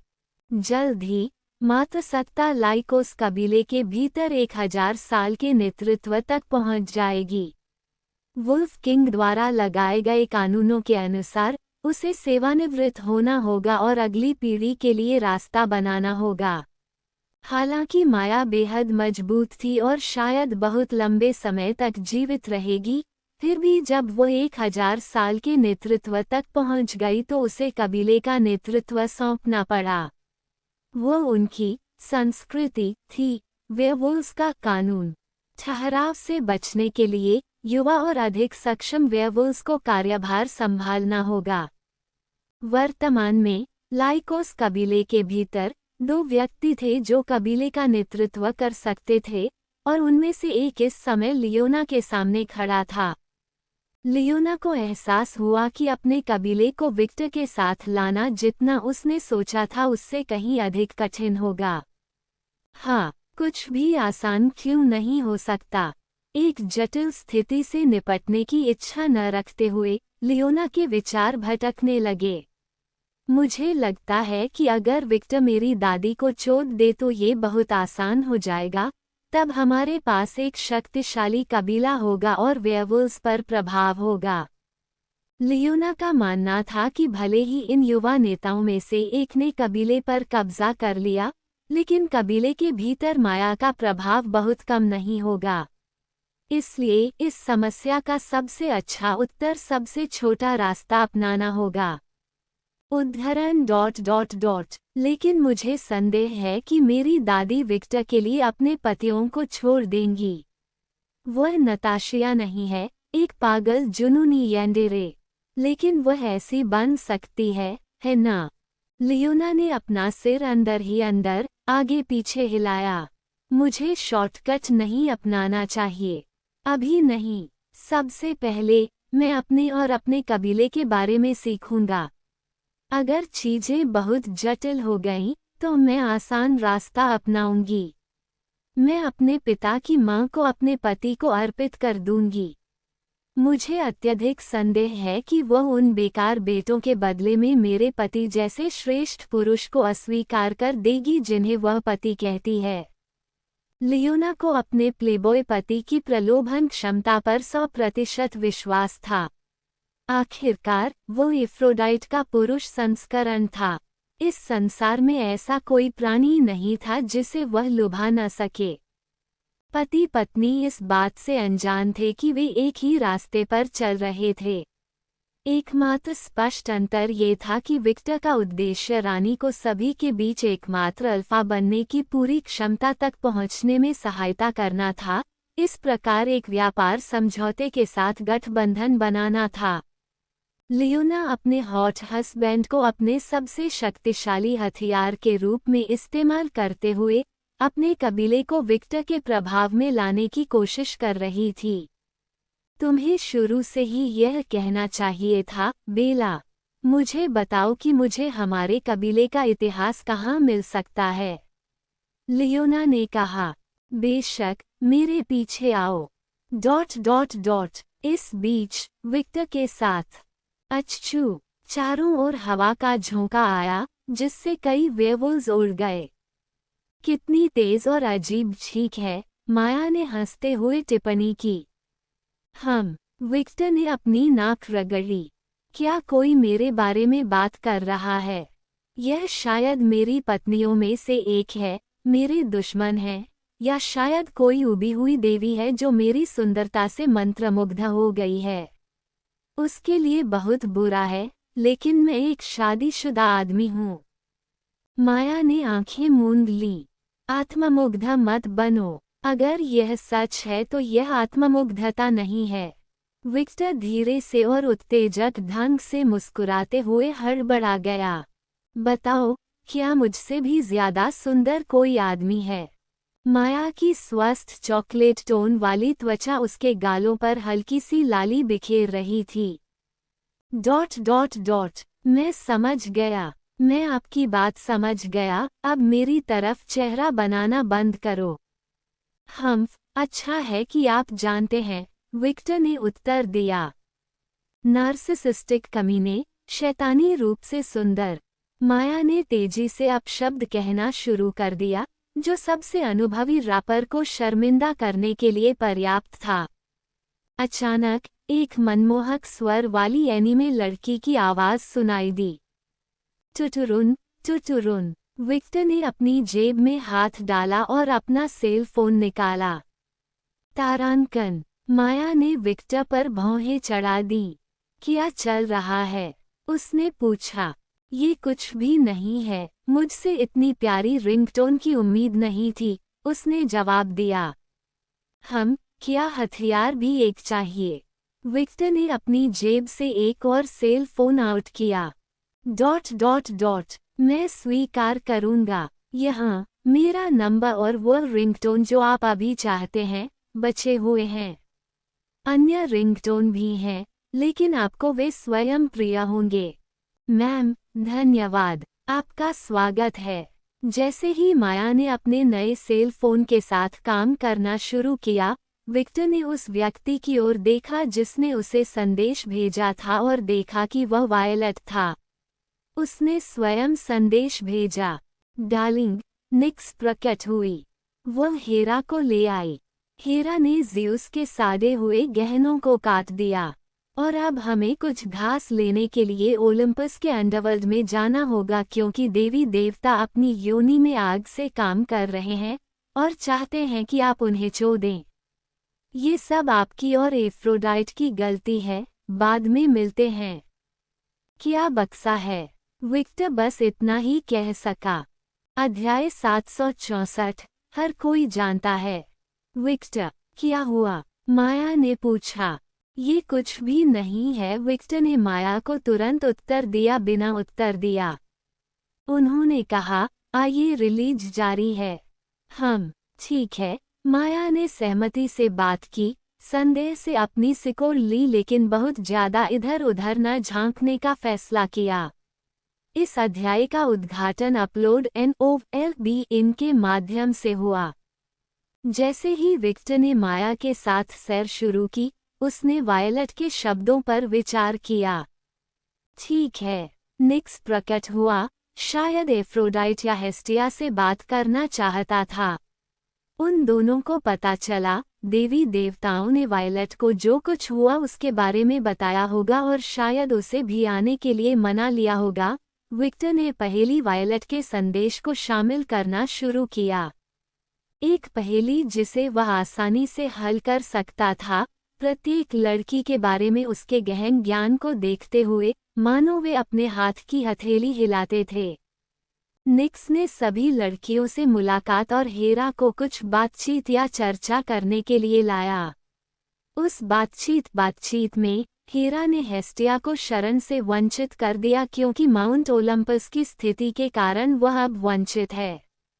छात्र हो सकते हैं, लेकिन उन्हें किसी की मदद के बिना कुछ भी प्राप्त नहीं हुआ। तो हेरा से वायलेट का ज़्यूस के साधे हुए गहनों को काटने का क्या मतलब था? हेरा द्वारा ज़्यूस को नपुंसक बनाने का विचार विक्टर के मन में आया था, लेकिन यह इतना बड़ा मजाक था कि उसने 2 सेकंड के लिए भी इस पर विचार नहीं किया। वायलेट के संदेश का दूसरा भाग बिल्कुल स्पष्ट था। देवी देवता के कारण एफ्रोडाइट की दिव्यता प्रभावित हुई और उन्हें किसी प्रकार की शांति की आवश्यकता थी। भगवान के शरीर विज्ञान के कारण कुछ वस्तुएं उन्हें प्रभावित कर सकती थीं, और जो कुछ हो सकती थीं उनमें से अधिकांश प्रकृति में दिव्य थीं। इसलिए ये सुसंगत था कि वे देवी देवताओं की सहायता के लिए ग्रीक अंडरवर्ल्ड में कुछ प्राप्त करें। विक्टर को संदेश के पहले भाग की मोटे तौर पर समझ में आ गया था, जबकि उसे दूसरे भाग की पूरी समझ थी। वायलेट की पहेली को समझने के बाद विक्टर ने अपना फोन उठाया और फिर से टाइप किया। ठीक है, अगर आपको किसी चीज की बर्बादी हो तो मुझे बताएं, और खतरनाक न लें, मैं अपने राक्षसों को आपके लिए उपलब्ध कराऊंगा।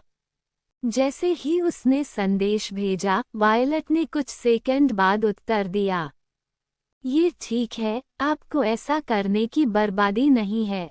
निक्स, एफ्रोडाइट, स्केच और मॉर्गन जैसी अधिक अनुभवी महिलाएं ग्रीक अंडरवर्ल्ड में रहती हैं। जीन, हेस्टिया, अन्य देवी देवता और ज़लाड्रैक सभी की रक्षा के लिए अगर कुछ गलत होता है तो हम असीमित जोखिम नहीं रखते। निक्स का जिक्र आते ही विक्टर ने अपनी जिला थोड़ी सिकोड़ ली। उन्हें आदिम देवी पर बिल्कुल भी भरोसा नहीं था। ठीक है, ध्यान रखो, उसने उत्तर दिया। मैम, इसे मुझे छोड़ दो, वायलट ने जवाब दिया।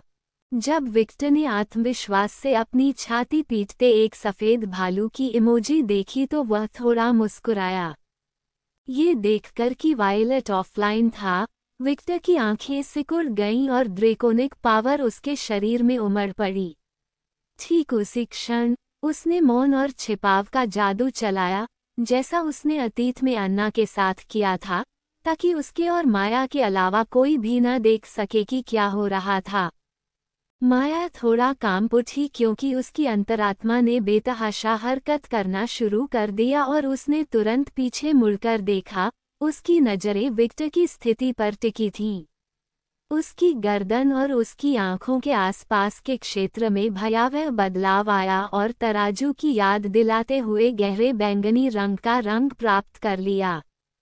क्या वह अपने ड्रैगन से बात कर रहा है? माया ने सोचा। ज़लाड्रैक से अलग होने वाली महत्वपूर्ण दूरी के कारण विक्टर ने उसके साथ संचार स्थापित करने के लिए अपनी ऊर्जा क्षमता को काफी बढ़ा दिया। ज़लाड्रैक, विक्टर, निक्स पर नज़र रखें, मुझे उस पर भरोसा नहीं है। हाँ, न ही करें।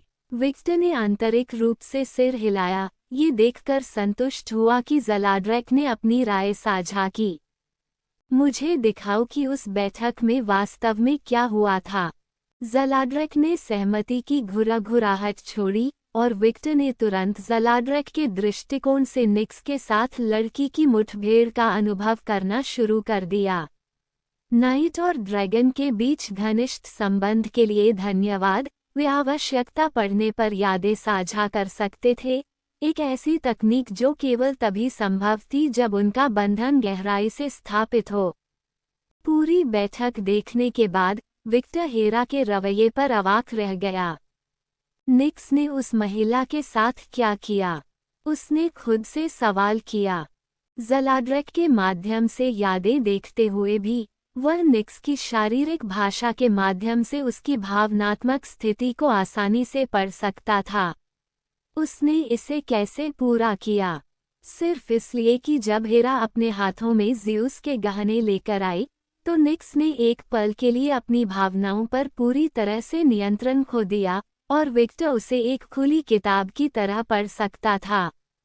पब फ्यूचर द्वारा विज्ञापन। धन्यवाद ज़लाड्रैक। हमेशा की तरह उन्हें किसी भी खतरे से बचाएं, उन्होंने संदेश दिया। मम्मा, इसे मुझ पर छोड़ दो। ड्रैगन की आलसी प्रतिक्रिया के बावजूद विक्टर को पता था कि वह अपना काम सही ढंग से करेगी। विक्टर का चेहरा सामान्य होने लगा, ये दर्शाता है कि उसने अपनी ऊर्जा का उपयोग बंद कर दिया है। फिर उसने हाथ का इशारा किया और वेयरवुल्फ शहर के बीच में एक लाल पोर्टल खुला, जिसमें हेलेना ग्रेमोरी की छवि सामने आई। महाराज, हेलेना ने विक्टर की ओर देखते हुए कहा। जैसे ही पोर्टल अचानक सामने आया, वह थोड़ा चौंक गई। क्या हुआ? आमतौर पर जब वह कुछ चाहता है तो वह संचारक के माध्यम से मुझे सूचित करता है। उसने विचलित होकर सोचा, सम्मान के संकेत के रूप में थोड़ा झुक गई। मेरी पत्नियां ग्रीक अंडरवर्ल्ड में जा रही हैं। आप जानते हैं कि क्या करना है। विक्टर राक्षसी भाषा में बोला। हेलेना ने अभी जो सुना उससे एक बार फिर चौंक गई।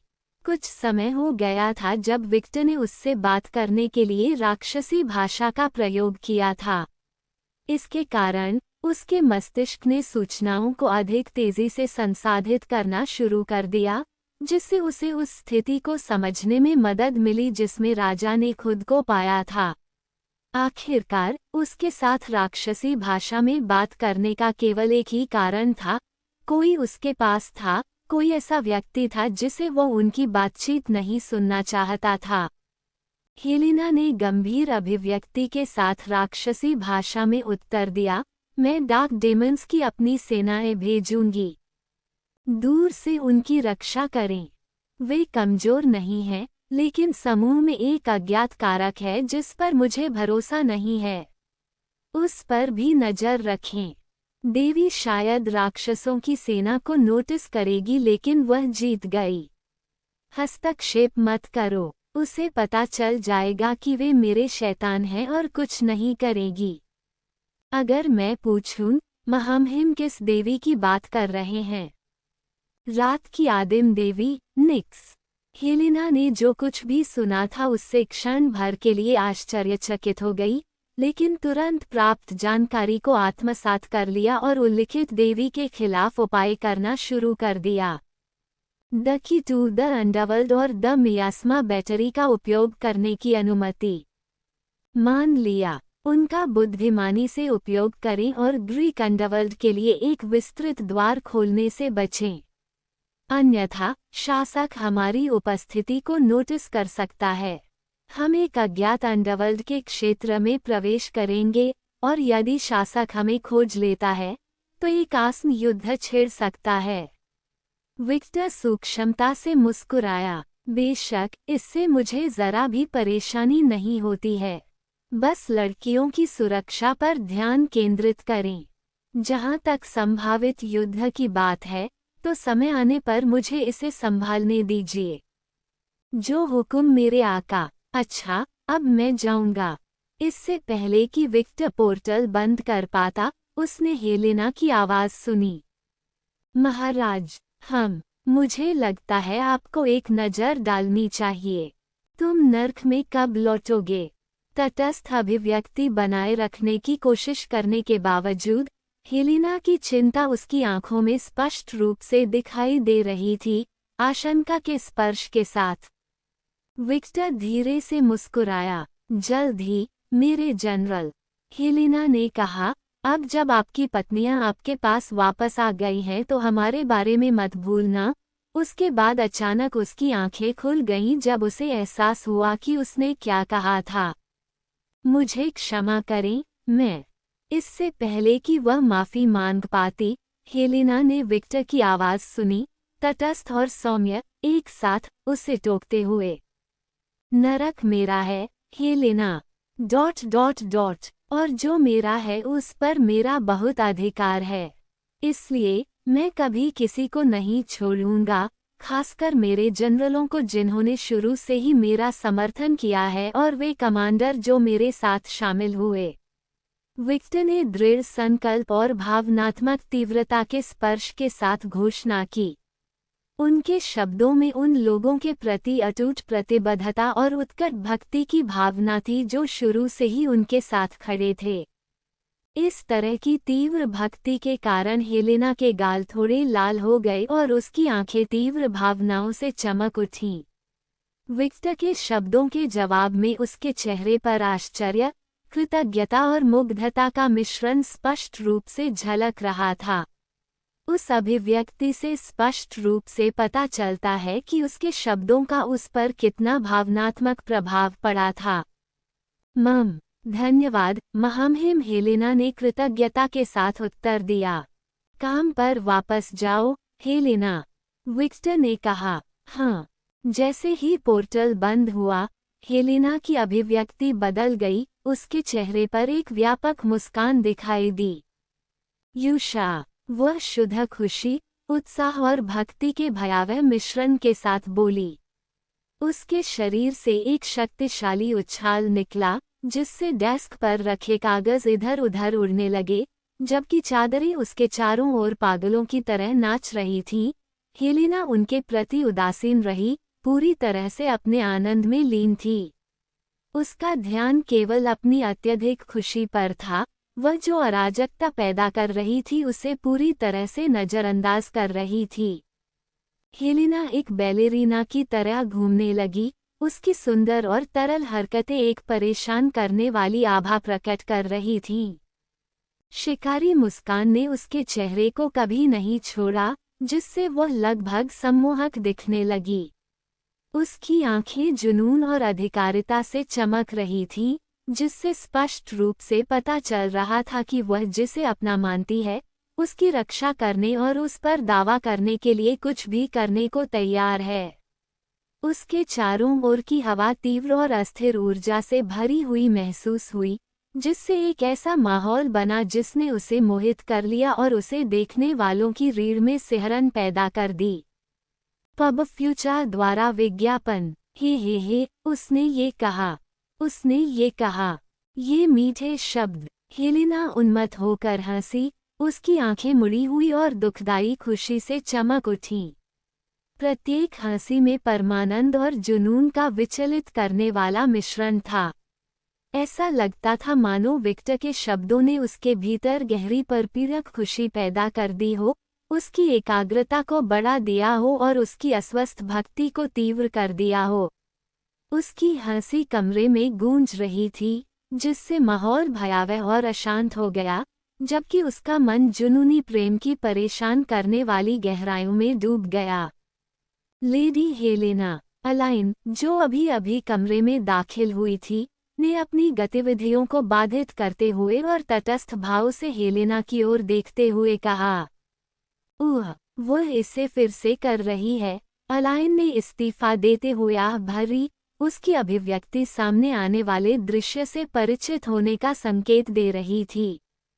यह उसके लिए कोई नई बात नहीं थी, बल्कि राक्षसों के उच्च समाज के बीच सामान्य ज्ञान था। विक्टर के प्रति जनरलों, कमांडरों और कमांड की सभी महिलाओं की भक्ति एक निर्विवाद सत्य थी। ये जुनूनी और भावुक आराधना उन लोगों का ट्रेडमार्क था जो उसके चारों ओर परिक्रमा करते थे। इस समाज में डूबे लोगों के लिए यह एक वास्तविकता थी, जो अजीब और कुछ हद तक परेशान करने वाली होने के बावजूद उनके दैनिक जीवन का हिस्सा थी। यहाँ तक कि अलाइन भी राक्षसों के उच्च समाज में व्याप्त पागलपन के इस प्रसंग से अछूती नहीं थी। मुझे आश्चर्य है कि उसने हमारे राजा से ऐसा क्या सुना जिससे वह इतनी खुश हो गई। अलाइन ने अपने आप से बुदबुदाया, उसके शब्दों में जिज्ञासा की भावना के साथ ईर्ष्या का स्पर्श भी मिला हुआ था। वह हेलेना के प्रति ईर्ष्या का एक संकेत महसूस करने से खुद को नहीं रोक सकी, जिसे नियमित रूप से राजा से ऐसे गर्मजोशी भरे और संतुष्टिदायक शब्द मिलते थे। एक पल के लिए अलाइन ने चाहा कि वह अपनी जगह पर होती, काश उसने वही गहन भक्ति जगाई होती और उसी विशेष उपचार से सम्मानित किया गया होता। हालांकि उसकी परस्पर विरोधी भावनाओं ने उसे उसकी स्थिति की याद दिला दी, जिससे उसकी आंतरिक कड़वाहट बढ़ गई। भले ही वह नरक में शासक और तकनीकी विकास की नेता थी, फिर भी वह उतनी महत्वपूर्ण नहीं थी। वह इतनी महत्वपूर्ण नहीं थी कि राजा का सीधा ध्यान आकर्षित कर सके। हाँ, अलाइन अक्सर अपनी कीमत को कम आंकती थी। अलाइन, तुम यहाँ थे? हेलेना ने पूछा। हाँ, मैं था। आपको ऐसा शर्मनाक प्रदर्शन देखने के लिए मुझे माफ कर दीजिए, हेलेना ने ऐसा अभिनय करते हुए कहा जैसे कि कुछ हुआ ही न हो। एक नाजुक हाथ के इशारे से सभी कागज जो अस्त व्यस्त रूप से इधर उधर उड़ रहे थे, डेस्क पर लौट आए और खुद को एक साफ ढेर में व्यवस्थित कर लिया। हेलेना तब शालीनता और दृढ़ता से बैठ गई और अपनी गहरी निगाहें अलाइन पर टिकाते हुए मानो उसकी अभिव्यक्ति के हर विवरण की जांच कर रही हो। और इसलिए आप क्या चाहते हैं? उसने धीरे से लेकिन चुनौती के सूक्ष्म स्वर के साथ पूछा। उसके शब्दों में श्रेष्ठता की बारीकियां और अहंकार की झलक थी, जैसे कि वह कुछ ऐसा जानती थी जो अलाइन नहीं जानती थी। हेलेना की अभिमानी अभिव्यक्ति के कारण अलाइन के सिर पर जलन की नसें दौड़ने लगीं। धिक्कार है उस पर, जो सिर्फ इसलिए श्रेष्ठ अभिनय कर रही है क्योंकि उसे राजा से प्रशंसा मिली है, अलाइन ने सोचा, अपने भीतर क्रोध और नाराजगी का मिश्रण महसूस कर रही थी।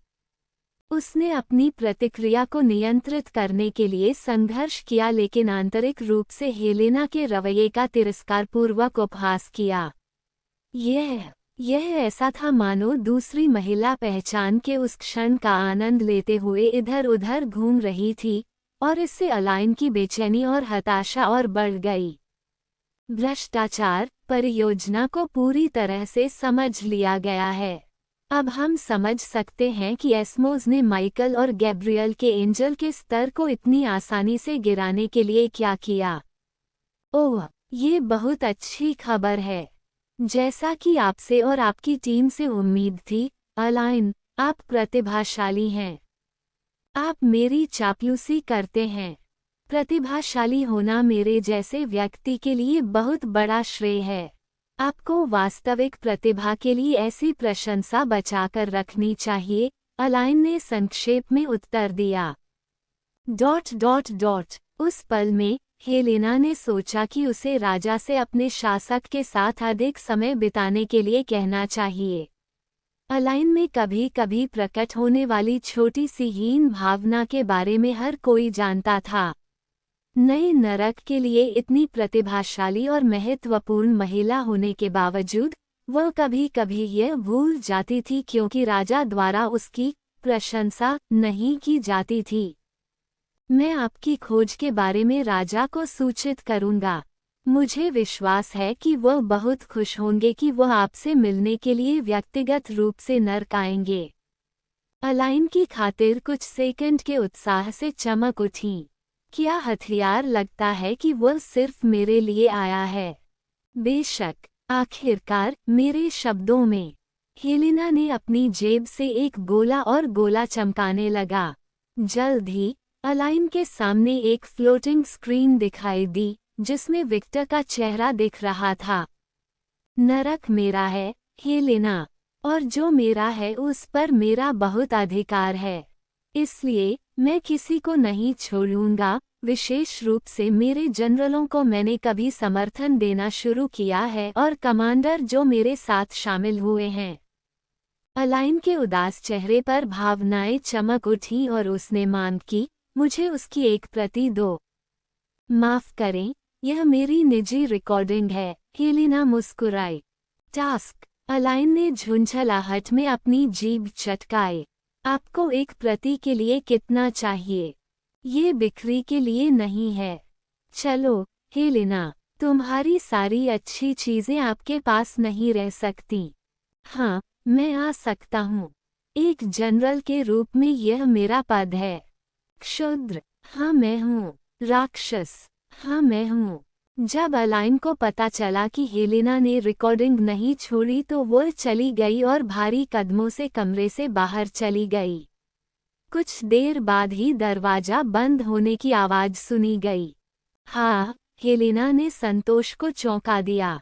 उससे ये बात बिल्कुल भी नहीं थी कि अलाइन ने क्या किया। उनके चेहरे पर मुस्कान और भी पतली हो गई। मेरी स्थिति बहुत अच्छी है। वो अब अपने जीवन के शिखर पर थी। अध्याय 765, एक सैर जो किसी तरह डेट में बदल गई। तो आप मुझे बस ये बताने जा रहे हैं कि कुछ नहीं हुआ? माया ने उत्सुकता से पूछा। ये गोपनीय है, माया, क्या तुमने नहीं सुना कि जिज्ञासा ने बिल्ली को मार डाला? विक्टर चिढ़कर मुस्कुराया। सौभाग्य से, मैं एक भेड़िया हूँ, इसलिए मैं ठीक हूँ। अब मुझे बताओ कि आप किस बारे में बात कर रहे थे? आपने शहर के बीच में नर्क के लिए एक पोर्टल भी बनाया है। माया ने जोर देकर कहा। विक्टर माया की चिंतित अभिव्यक्ति पर थोड़ा मुस्कुराया, लेकिन उसे यह कहकर निराश किया, यह एक रहस्य है। ओह, चलो, विक्टर, तुम मेरे साथ ऐसा नहीं कर सकते। माया ने निराश होकर कहा। हाँ, मैं कर सकता हूँ, विक्टर ने शांति से उत्तर दिया। दोनों ने खेल खेल में रुचि के विभिन्न बिंदुओं की खोज जारी रखी, जो माया को दिखाने के लिए काफी आकर्षक लगे। वे आकर्षक दुकानों से गुजरे, जिनमें से प्रत्येक का अपना अनूठा माहौल था। उन्होंने जिन दुकानों का दौरा किया उनमें से एक में मध्यकालीन हथियारों की विशेषज्ञता थी।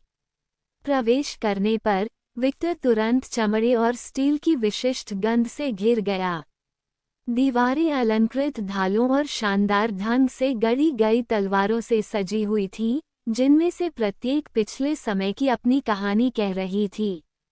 हथियार के वजन और सही संतुलन की सराहना करते हुए विक्टर को अपने हाथों में तलवार उठाने का प्रलोभन महसूस हुआ। एक और दुकान जिसने उनका ध्यान खींचा वह थी एक्सोटिक क्यूरियोसिटीज बुटीक। वातावरण आकर्षक वस्तुओं से भरा हुआ था, विदेशी गहनों से लेकर दूर देशों की रहस्यमयी कलाकृतियों तक। प्रत्येक शेल्फ में अनूठे खजाने जैसे मंत्रमुग्ध ताबीज, रहस्यमय औषधि की बोतलें और प्राचीन देवताओं की हाथ से नक्काशी की गई मूर्तियां प्रदर्शित थीं। विक्टर को ऐसा महसूस हुआ मानो वह रहस्य और जादू की आभा से मंत्रमुग्ध होकर अज्ञात आश्चर्यों की दुनिया में प्रवेश कर गया हो। वहाँ एक प्राचीन वस्तुओं की दुकान भी थी जिसमें पुराने फर्नीचर और वस्तुएं सावधानीपूर्वक व्यवस्थित थीं। विक्टर और माया प्राचीन वस्तुओं जैसे पॉकेट घड़ियां, क्रिस्टल झूमर, सोने के दर्पण और जटिल नक्काशीदार फर्नीचर की सुंदरता और आकर्षण से आश्चर्यचकित थे।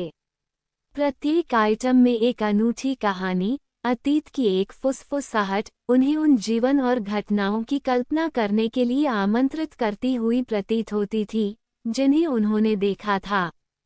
विक्टर और माया को प्रत्येक नए प्रतिष्ठान के साथ अलग अलग दुनिया में ले जाया गया क्योंकि उन्होंने दुकानों के माध्यम से अपनी यात्रा जारी रखी। वे विशिष्ट वातावरण में डूबे हुए थे और हर कोने में पाए जाने वाले चमत्कारों से मंत्रमुग्ध थे।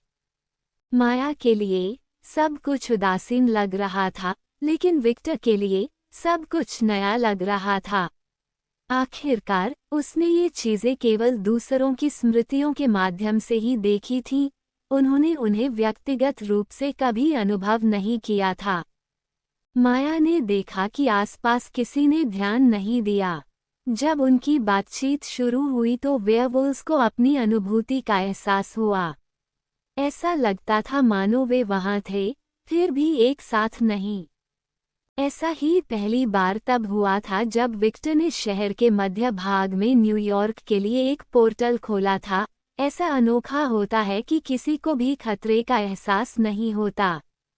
माया ने इस विचित्रता के लिए स्वयं विक्टर और उसकी रहस्यमय शक्तियों के विशाल शस्त्रागार को जिम्मेदार ठहराया। बिना किसी के उस पर उंगलियों के निशान या उसके आसपास कानाफूसी के बिना शहर में घूमने का एहसास काफी सुखद था।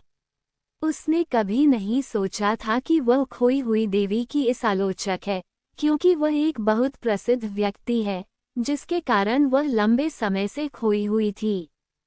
पूरी यात्रा के दौरान माया को कभी बोरियत का एहसास भी नहीं हुआ। प्रत्येक नई खोज के प्रति विक्टर की वास्तविक प्रतिक्रियाएं उसके प्रतिरूप के लिए संगीत और आंखों के लिए खुशी की तरह थीं।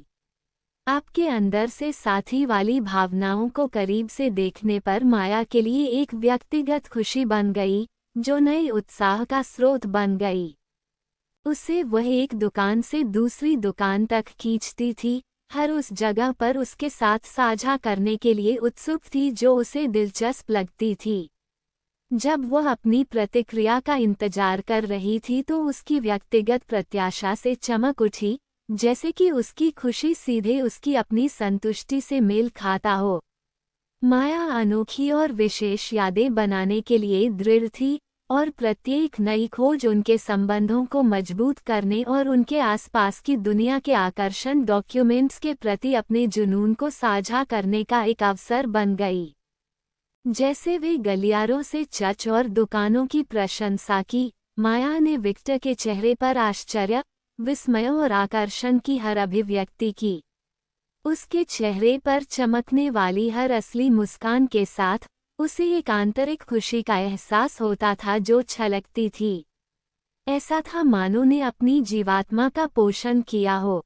हर नए पर्यवेक्षण के साथ उनकी पैल्थीन भूख बढ़ गई।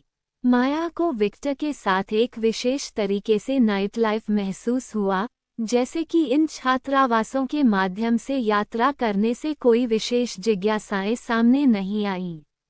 यह एक दूसरे को अधिक गहराई से देखने और अपने स्वाद, आकर्षण और अद्वितीय गुणों को साझा करने का अवसर था। जैसे जैसे दोनों एक साथ खोज कर रहे थे, ये स्पष्ट हो गया कि यह केवल आनंद की यात्रा नहीं थी, खोज और साहचर्य का एक साझा अनुभव था। उनके द्वारा देखा गया कि प्रत्येक स्थान पर साझा यादों की किताब में एक अतिरिक्त पृष्ठ था, एक ऐसा खजाना जिसे वे दोनों अपनी अपनी कहानियों में हमेशा के लिए संजोकर उपहार देते हैं। ये ध्यान देने योग्य बात थी कि माया को पहले कभी इतनी तेज भावनाओं का अनुभव नहीं हुआ था। उसकी उम्र के बावजूद, जो वेयरवुल्फ मानक के अनुसार उसे अधिक अनुभवी बताया गया है, फिर भी उसे एक किशोरी की तरह महसूस हुआ। विक्टर के साथ साझा किए गए हर पल ने भावनाओं को जन्म दिया जो उसके अंदर की तरह दिखता था। जैसे ही वे रेटिंग्स पर गए, माया को लगा कि उसका दिल उत्साह और चिंता के मिश्रण से धड़क रहा है। ऐसा लगता था जैसे हर हंसी, हर बदली हुई दृष्टि और स्नेह का हर भाव की अभिव्यक्ति उसके पुनर्जीवन विचार वाली ऊर्जा से भरी हुई थी। खुशी उसके रगों में स्पंदित हो रही थी, उसके दिल को गर्म कर रही थी और उसके रुमाल को रोशन कर रही थी। उसके भीतर उभरी भावनाएं जबरदस्त थीं, एक भावनात्मक तूफान की तरह जो उसके सार की सबसे गहरी परतों को हिला रही थी। विक्टर के साथ साझा किया गया प्रत्येक क्षण उसके जीवन में ताजी हवा का झोंका था, एक जुनून और इतने गहरे संबंध का अनुभव करने का मौका था कि उसे पता भी नहीं था कि वे संभव थे। पब फ्यूचर द्वारा विज्ञापन। फिर से किशोर होने की अनुभूति अनियंत्रित भावनाओं के रोलर कोस्टर की तरह थी। माया ने खुद को संक्रामक उत्साह के साथ हंसते हुए पाया। विक्टर की हर तारीफ या स्नेह के संकेत के जवाब में उसके गाल लाल हो गए। उसे अपनी आत्मा में एक नया हल्कापन महसूस हुआ, जैसे कि वर्षों का बोझ अस्थायी रूप से निलंबित कर दिया गया हो। वह सोचती थी कि क्या भावनाओं का ये बवंडर उस मौलिक प्रवृत्ति का प्रकटीकरण था जिसने उसे प्रेरित किया था, या यह उसकी अपनी ज्वलंत रुचि थी। रुचि इतनी तीव्र और शुद्ध थी कि इसने उसे एक प्रेमग्रस्त किशोरी की तरह व्यवहार करने के लिए प्रेरित किया। यह ऐसा था मानो उसके भीतर कुछ जाग रहा था, उसके उस पक्ष को उजागर कर रहा था जो लंबे समय से सुप्त था। विक्टर के साथ साझा किया गया हर पल एक जीवंत ऊर्जा, एक आंतरिक लौ लेकर आया जिसने उसके अस्तित्व को रोशन किया और उसे इस नए और जबरदस्त अनुभव को पूरी तरह से अपनाने के लिए मजबूर किया। माया को अपनी भावनाओं की तीव्रता से उलझन महसूस हुई। उसने सवाल किया कि क्या ये सिर्फ एक क्षणभंगुर आग थी या कुछ अधिक गहरी और अधिक महत्वपूर्ण बात थी। इस संदेह ने ही उसकी खोज करने और इस भावनात्मक जागृति के प्रति पूर्ण समर्पण करने की इच्छा को बढ़ावा दिया। लेकिन निश्चित रूप से, ये सैर, जो किसी तरह दोनों के बीच मुलाकात में बदल गई, को किसी बिंदु पर समाप्त होना ही था, लेकिन उसने अपने सबसे अजीब क्षणों में भी नहीं सोचा था कि यह उनके के कारण समाप्त हो जाएगा। परिचित आवाज़ों को पहचानकर माया ने अपनी नज़र सड़क की ओर घुमाई और उसकी नज़रें अपने दोनों पतियों से मिलीं। एक पल में, उसके चारों ओर भावनाओं का विस्फोट काफ़ी कम हो गया, मानो उसकी सारी उत्तेजना पर ठंडी बौछार डाल दी गई हो। उसका दिल, जो पहले तेजी से धड़क रहा था, अब जमने लगा था। परस्पर विरोधी भावनाओं के मिश्रण ने उस पर प्रहार किया, उस खुशी और यौवन को, जिसने उसके अस्तित्व को भर दिया था, चिंता और उदासी के मिश्रण में बदल दिया। उसने अपनी सच्ची भावनाओं को छुपाने की कोशिश की, लेकिन उसकी अभिव्यक्ति में बदलाव को छिपाना असंभव था। उसके पतियों की दृष्टि ने वास्तविकता और जिम्मेदारियों की लहर ला दी, एक दर्दनाक अनुस्मारक कि उसके पास पहले से ही स्थापित दायित्व थे। आंतरिक संघर्ष की भावना ने शीघ्र ही युवा उत्साह का स्थान ले लिया। माया ने खुद को एक भावनात्मक चौराहे पर पाया। वो विक्टर के साथ अपने उभरते जुनून और अपने अन्य रिश्तों के प्रति प्रतिबद्धता के बीच फंसी हुई थी। मैं क्या कर रहा था? मैंने खुद को फिर से इस तरह बहकने क्यों दिया? आमतौर पर उसकी ओर से ऐसा कोई कार्य, कोई समस्या नहीं होगी। जिस पुरुष में उसकी रुचि थी वह आसानी से उसके हरम में प्रवेश कर जाएगा और कोई समस्या उत्पन्न नहीं होगी। लेकिन विक्टर जैसे व्यक्ति के लिए ऐसी वास्तविकता असंभव थी। वो कमजोर नहीं था, वो बीटा नहीं था, वो एक सच्चा अल्फा था। एक ऐसा अल्फा जिसे वो कभी प्रस्तुत नहीं कर सकी। विक्टर, जो विभिन्न प्रकार की दिलचस्प वस्तुएं ले जा रहा था, जिन्हें उसने खरीदने का फैसला किया था, उनकी उपस्थिति को महसूस करने पर उसने समूह की ओर अपनी निगाहें घुमाईं। उसका चेहरा धूप के चश्मे से सजा हुआ था, जिससे उसे एक रहस्यमय अनुभूति हो रही थी। इसके अतिरिक्त उन्होंने एक मुकुट पहना था जिसके बारे में व्यापारी का दावा था कि यह एक प्राचीन राजा का था, जिससे उन्हें एक राजसी रूप मिलता था। विक्टर के हाथ में एक दिलचस्प ब्रीफकेस था, जो एक जादूगर द्वारा अपने जादुई प्राणियों को संग्रहित करने के लिए उपयोग किए जाने वाले ब्रीफकेस के समान था। ये जटिल डिजाइनों और अलंकृत क्लैप्स से सुसज्जित एक अद्वितीय टुकड़ा था। अपने अधिग्रहण की आभा में लिपटा हुआ विक्टर एक रहस्यमय व्यक्ति बना रहा, जिससे एक चुंबकीय ऊर्जा निकलती थी जो उत्सुक नजरों को आकर्षित करती थी। सहायक उपकरणों का समूह, धूप का चश्मा, राजसी मुकुट और रहस्यमयी ब्रीफेज ने उनके व्यक्तित्व में आकर्षण का स्पर्श जोड़ दिया। ऐसा लगता था जैसे वह रोमांच और खोज की आभा से भर गए थे, नए अनुभवों में गोता लगाने के लिए तैयार थे और रोमांचक चुनौतियां। विक्टर ने लापरवाही से अपना धूप का चश्मा नीचे कर लिया, जिससे उसकी बैंगनी रंग की ड्रेकोनिक आंखें दिखाई देने लगीं, जो डराने वाली चमक बिखेर रही थीं। उसकी नज़र अपने सामने दो व्यक्तियों पर पड़ी, मानो बहुत गहराई से उनका आकलन कर रही हो। जब विक्टर की कठोर आंखें पुरुषों की नज़रों से मिली, तो वे स्पष्ट रूप से कांपने लगे, उनके चेहरे पर डर के भाव उभर आए। उन्होंने ड्रैगन नाइट की शक्तिशाली उपस्थिति को अपने चारों ओर घिरा हुआ महसूस किया, जैसे कि वे अत्यधिक ताकत और अधिकार वाले व्यक्ति का सामना कर रहे हों। कमजोर, मुझे लगता है आपको एक नज़र डालनी चाहिए। विक्टर के मौन मूल्यांकन में ऐसा कुछ भी नहीं मिला जिससे उसकी रुचि प्रभावित हुई हो या उसकी रुचि जगी हो। उन्हें कमजोर और अरुचिकर समझकर उसने आंतरिक आह भरी। ऐसा लगता था जैसे उसने माया के साथ संबंध साझा करने वालों से अधिक की उम्मीद की थी, लेकिन पुरुषों की साहस की कमी ने उसकी उदासीनता को और मजबूत कर दिया। विक्टर की उदासीन अभिव्यक्ति में आश्चर्य या शालीनता का कोई संकेत नहीं मिला। उसकी बैंगनी ड्रैकोनिक आंखें एक बार फिर धूप के चश्मे के पीछे छिप गईं, जिससे उसकी सच्ची भावनाएं छिप गईं। जैसे ही लोगों को विक्टर की उदासीनता का बोझ महसूस हुआ, हवा में एक तनावपूर्ण सन्नाटा छा गया। ऐसा लगता है कि हमारी सैर समाप्त हो गई है। माया, विक्टर ने पुरुषों के बारे में अपने सच्चे विचार व्यक्त करने से परहेज किया। उन्हें उन लोगों के लिए कुछ और की उम्मीद थी जिन्हें माया ने चुना था। उसके सामने वाले लोग कमजोर नहीं थे, इससे दूर, वे मजबूत थे, लेकिन विक्टर के मानकों के अनुसार वे बस अपर्याप्त थे। नहीं, मैंने आपको वे सभी स्थान नहीं दिखाए हैं जिन्हें मैं साझा करना चाहता हूँ। माया ने तटस्थ स्वर में उत्तर दिया, लेकिन उसके चेहरे पर हल्का सा तिरस्कार झलक रहा था। वह जानती थी कि उसके पतियों के पास विक्टर की प्रभावशाली उपस्थिति के सामने कोई मौका नहीं था। हालांकि एक महिला के रूप में उन्हें उसकी रक्षा करने की कोशिश करते देखने की एक छोटी सी आंतरिक इच्छा थी। यह एक प्रकार की विकृत जिज्ञासा थी जो इस ज्ञान से उत्पन्न हुई कि विक्टर की ताकत और शक्ति उनसे कहीं अधिक है।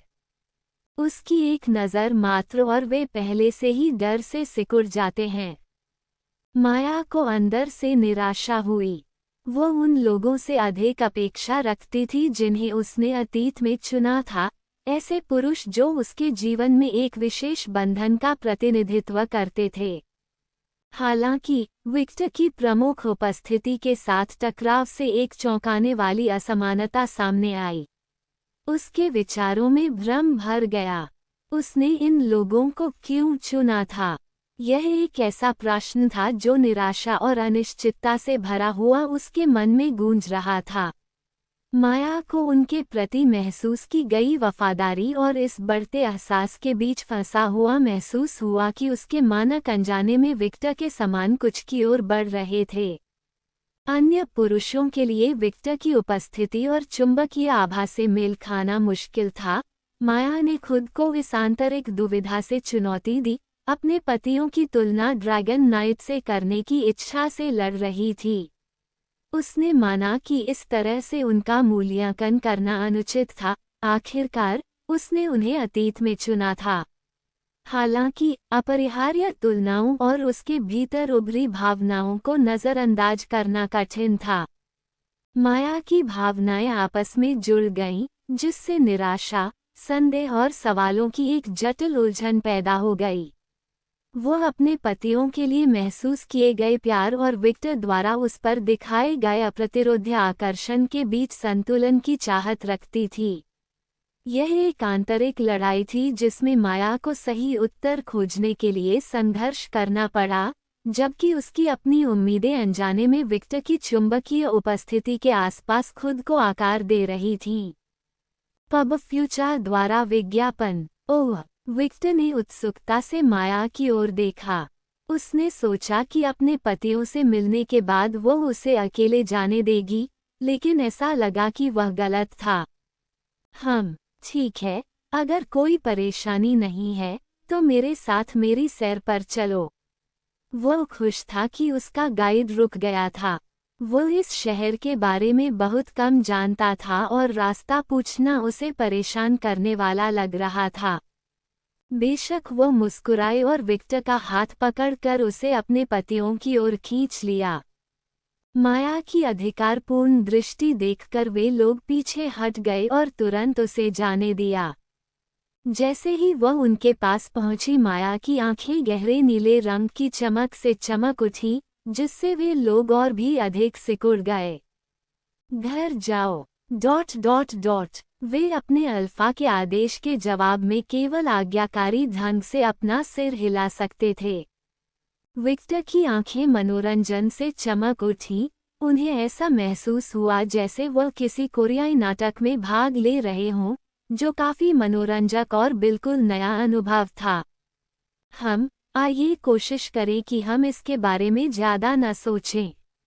विक्टर अभी भी एक सज्जन व्यक्ति था, और यह समझने के बावजूद कि माया के दिमाग में क्या चल रहा था, उसका कुछ भी करने का कोई इरादा नहीं था। आखिरकार उसने किसी के साथ साझा नहीं किया और उसने अन्य लोगों की शादियां भी बर्बाद नहीं की। यदि उसकी उपस्थिति माया को भ्रमित कर रही थी, तो वह उसकी समस्या नहीं थी। वो वही था जो वह था, और लोगों को उसकी उपस्थिति से निपटना था। वह दूसरों की खातिर खुद को प्रतिबंधित नहीं करेगा। जैसे ही वे अपने पतियों से दूर चले गए, माया अचानक रुक गई और इधर-उधर देखने लगी, कुछ ढूंढने लगी। उद्धरण... मुझे अब यहाँ अपने कबीले का कोई भी व्यक्ति नजर नहीं आता। तो अब हम कहाँ जाएं? विक्टर ने उत्सुकता से पूछा। माया की गंभीर और नाराज अभिव्यक्ति गायब हो गई, उसकी जगह एक चंचल मुस्कान ने ले ली। हाल ही में यहाँ मिस्र के मसालों की एक दुकान खुली है। आइए एक नज़र डालते हैं। मिस्री हुआ। क्या वे ताशा के बेटे हैं? हाँ, ताशा के बेटास व्यावहारिक रूप से मिस्र के सामान वाली सभी दुकानों का प्रबंधन करते हैं। मैं देख रहा हूँ। ठीक है, तो क्या विक्टर ने पूछा। बिल्कुल... जैसे ही विक्टर और माया मिस्र के मसाले की दुकान की ओर चले, माया के पतियों ने मिश्रित भावनाओं के साथ ये दृश्य देखा। उनमें से एक, जोनास, अपनी पत्नी के पास विक्टर की प्रभावशाली उपस्थिति के बारे में असुरक्षित और असहज महसूस करता था।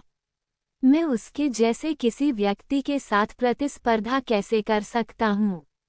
वह इतना मजबूत, इतना आत्मविश्वासी है।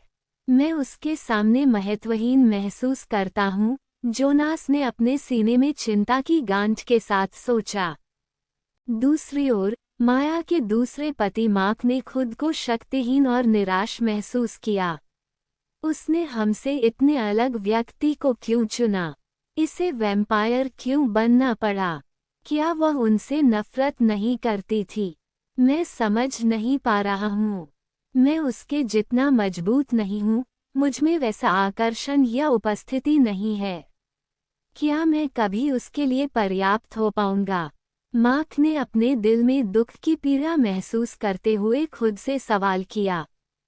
जैसे ही उन्होंने जोड़े को दूर जाते देखा, जोनास और मार्क की भावनाएं असुरक्षा, ईर्ष्या और अपने स्वयं के मूल्य के बारे में आत्मसंदेह की उलझन में उलझ गईं।